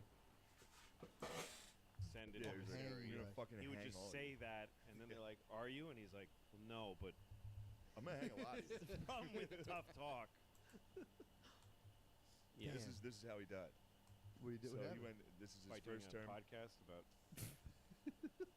This is how. Go ahead. How did he die? He went to Washington D.C. for Independence Day, and he ate too many cherries and milk. What? Because, like I said, it was a swamp, so there was like a cholera That was like outbreak. the old Pop Rocks Oh. and Coke. Yeah, he had cherries and frosted milk, and, And that was he it? exploded. Damn, it must have been delicious. By the way, you know how many? There were 4 presidents. When you think about the fact that 4 of them were assassinated, Yeah. 4? Well, successfully. Yeah, I so hear you. 4 were killed, Shot, yeah. and killed. Yeah. 4 out of 40. There's been 47 presidents. 10%. Wait, hold on. How many got shot and killed? It was. I don't think they got shot and killed. Yeah, 4 were shot and killed. Is it Garfield? See, No. this is where I stopped. A When I guy told with you. a G. It's either Grover Cleveland or Garfield. One of those 2 was Yeah, he shot and can- killed. Yeah. McKinley shot and killed. JFK and Lincoln. Nice. 4 shot and killed. Reagan fucking Close. badly shot. Yeah. Roosevelt, Teddy, shot in the chest. Bull. But had a thick piece of paper with his speech Fuck, and a that's so glasses cool, case. man. Finished the speech, dude. Yep, finished the speech. Got shot. And was like. And somebody shot at Andrew Jackson, Yeah. You got. and he had a cane and he beat the shit out of the guy. I almost beat him to death. The guy shot him and he just get the fuck. It was right outside the Capitol. What? Like by the big Yeah. pillars or whatever. Yeah. And he just beat the fucking shit out of him. Dude who shot Yeah, him. he was insane. Hickory. Were they Yes. all crazed lone gunmen type things, or was it like? Yeah, most of them were crazy people. There's a few other guys that were shot at that Yeah, somebody sure. took shots at them, and but that they didn't get hurt. Oh, what's his name? Well, FDR. They killed the governor right who was sitting next to him. Somebody a spray of bullets, and he wasn't hurt, but the governor sitting next to him was killed. Jesus. Governor of Georgia or Florida, I don't fucking know. Anyway, go on. But yeah, like over 10%, like 12% of them have been shot. Yeah. At. So it's an crazy. intense job. It's a pretty intense to job, take. There's a dude. good chance. It is like a higher rate than actual soldiers in war. Oh yeah. Well, I don't know. It's probably. I guess so. I bet yeah. it is. Might That's be. fucked up. Yeah, because in like regular like revolution shit, it's like 70,000 soldiers, 2,000 dead. What's crazy Shit is like that. But before it used to be like when you like what's his name, Alexander the Great and whoever. Some kings used to lead. Heads of state Yeah. used to lead charges.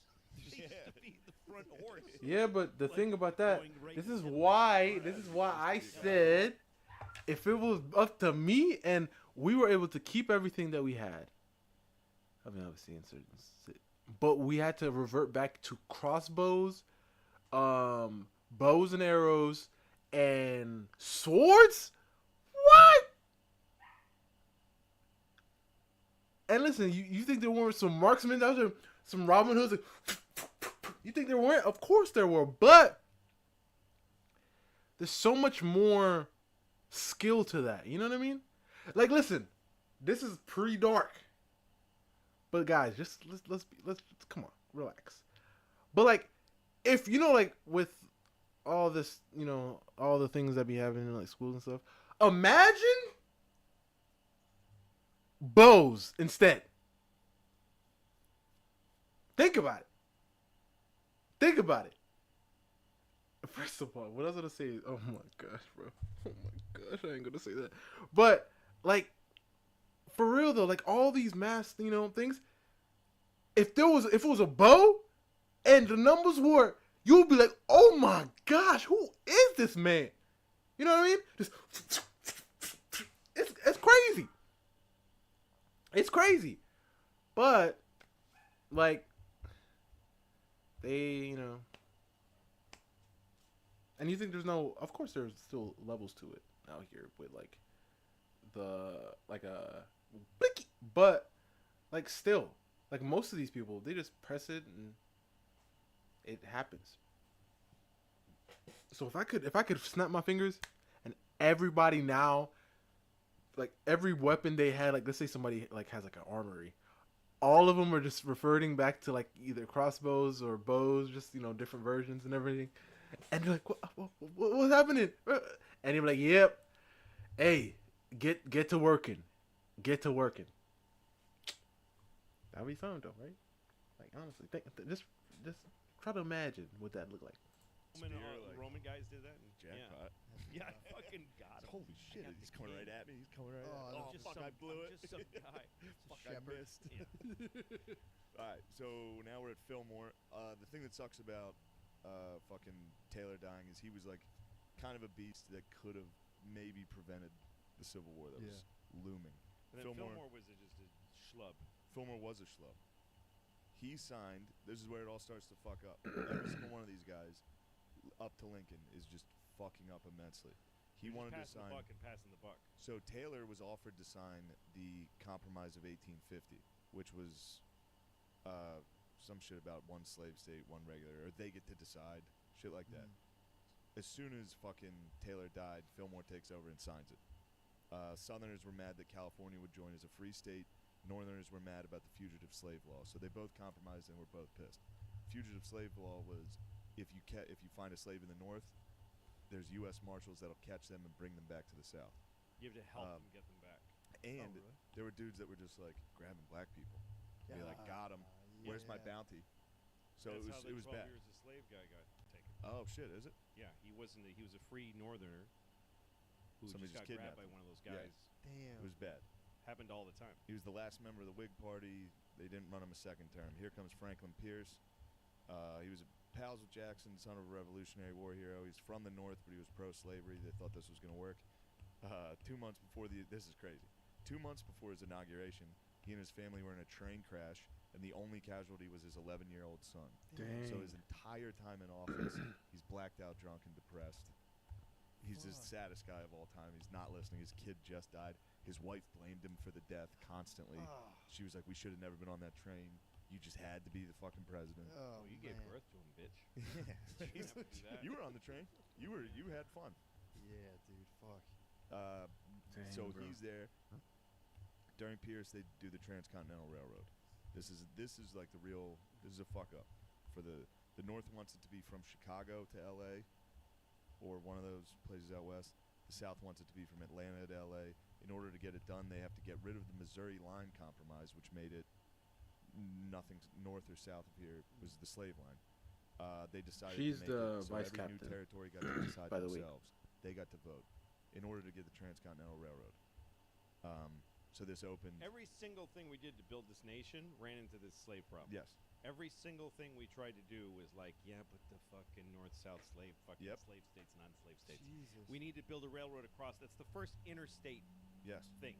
The first interstate objective. Yeah. It's the first thing that you need a federal government. It's why the federal government got stronger and stronger.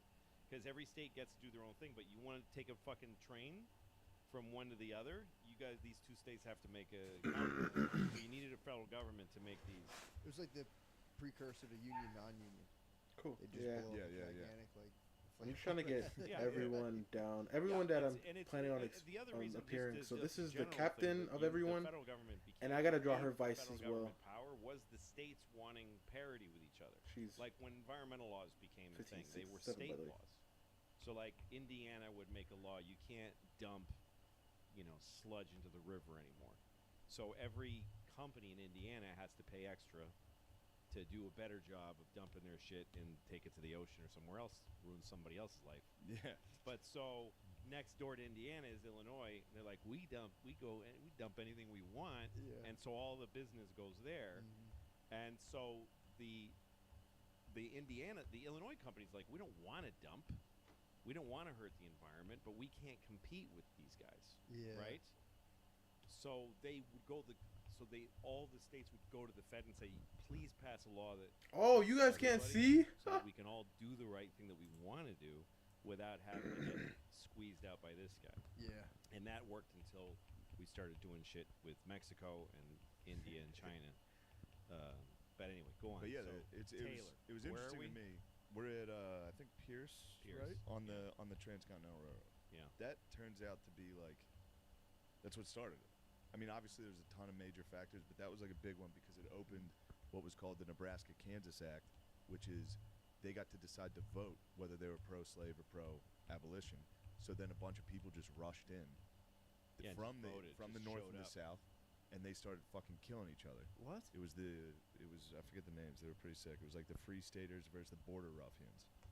This is where John Brown and his son was out there. Oh yeah. They started hacking people with swords to death. Like that was it. And Franklin Pierce was like, he did nothing. He didn't get involved. Yeah, but it must have been crazy when you had. Yeah, a but bunch of slaves. This is a wrong. thing, and I've mentioned this before, but a thing with, and how I was having like arguing with my brother, not an argument, but just to talk about it, and he said, but you gotta understand with the whole idea with the swords and bows, like when they had the sword and they start cutting. You could have went in the fight with all your limbs, left the fight, still alive, by the way, with, 2 of them missing. And you just got to live with that. You know what I mean? And that's kind of, it's rough. It's rough, man. It's rough. You had to be like, nah. You couldn't, it must have been crazy to be like, nah, I don't think it is. Well, you just would pretend not to, or you just wouldn't. I mean, you'd see it on the newspaper was faded, and it was like, I don't know that much about it. Just not being able to go down I'm with okay that to my slaves. I treat them okay. Yeah, they're great. True. Yeah. Right? Tell him. It's like, oh yeah, he's great. Yeah, he was all right. No, it's fine. No, and meanwhile, the North was starting to get. This is getting after Pierce is who? Buchanan. So Buchanan is the guy who right before Lincoln. Yes. Right. Because the other thing that was going on is the North is industrializing, and the North is starting to build sweat houses and factories, and so part of the argument that people were having, that is like the kind of argument we would have now. It would be interesting to take this culture with Twitter and everything, and supplant it to slavery days and how we would have handled that debate back then. True. Because there were people that were saying, the North has free workers and a ton of them immigrants that had started, and they're treated like garbage. They're living like shit, and they're dying in large numbers and getting sick, uneducated, and being not allowed to be educated. Yeah. Kids are working heavy, There's a ton long of southern political cartoons that are like that. That are about They'll have how bad they slaves were. And like our slaves are like a member of the family. Yeah. We give them their own house with their plot of land. They get to do this and that. Most slave owners were better. That this is the argument. Yeah. And that the North was just like wholesale destroying lives. Yeah. And read what's his name, fucking Upton Sinclair. What shit was going on in Chicago and the slaughterhouses. What's it called? It's about the meat packing shit, right? Yeah. The jungle. What's it called? The jungle. Yeah. So another important thing about that point of the industrialization of the North, it just flooded with immigrants. So now their population's so big that they get more votes, they get more electoral, like all that. So now the South's like, we need to get power. So now we need more states. We need more states. Because otherwise they're going to abolish slavery and we're going to be poor. But they're also hanging on to a way of life in the South. Yeah. And in the North, they're not. They're trying to do anything that's new and anything that's next and anything that's large amounts of money and large amounts of industry. And they're manufacturing in huge amounts. In the South, they're just trying to play a fiddle and whip a guy and grow a little tuft of cotton for one shirt every 6 months. Yeah, true. It's a thing to point out. Yeah. It's important to know. True. Yeah, but that was the fight. It was an insanely different. Yeah. But we still wanted to be one country. We wanted to be one country. So it was this weird conflict that never went away. So yeah, then, but does it continue to morph till now? It's just like some dudes it does. chill, We wear are. Carhartt, other dudes like, no, we need to talk about it. Yeah. Yeah, it's kind of tough. But so what's his name? now we're at James Buchanan, who's probably the worst. I think he was just he's frozen by two. He had so much Okay, pressure. guys. he was a lawyer from Pennsylvania. Yeah, well, we can continue. Oh, we didn't even finish the other video. It's because somebody didn't remind me. But we're gonna stop this video right here. We have like 30 minutes left. But yeah, guys, I'll see y'all tomorrow for the next one. Hopefully, I get to finish some more like of their, because I want to do like a little thing with them, and then I have to do the other thing because I wanted to get all the characters that are like a quick, just a look at all the characters that are going to be, you know, there. So I just need to make sure to get them looking right first.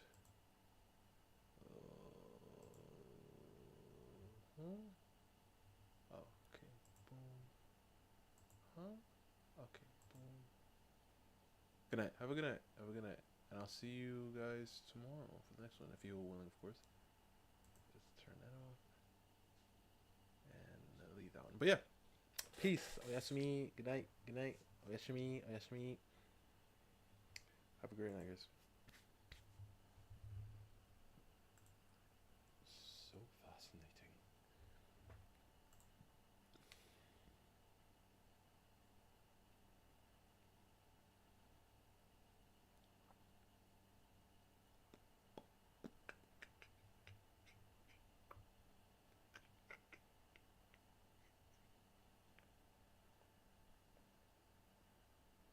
Peace of Aries. Peace.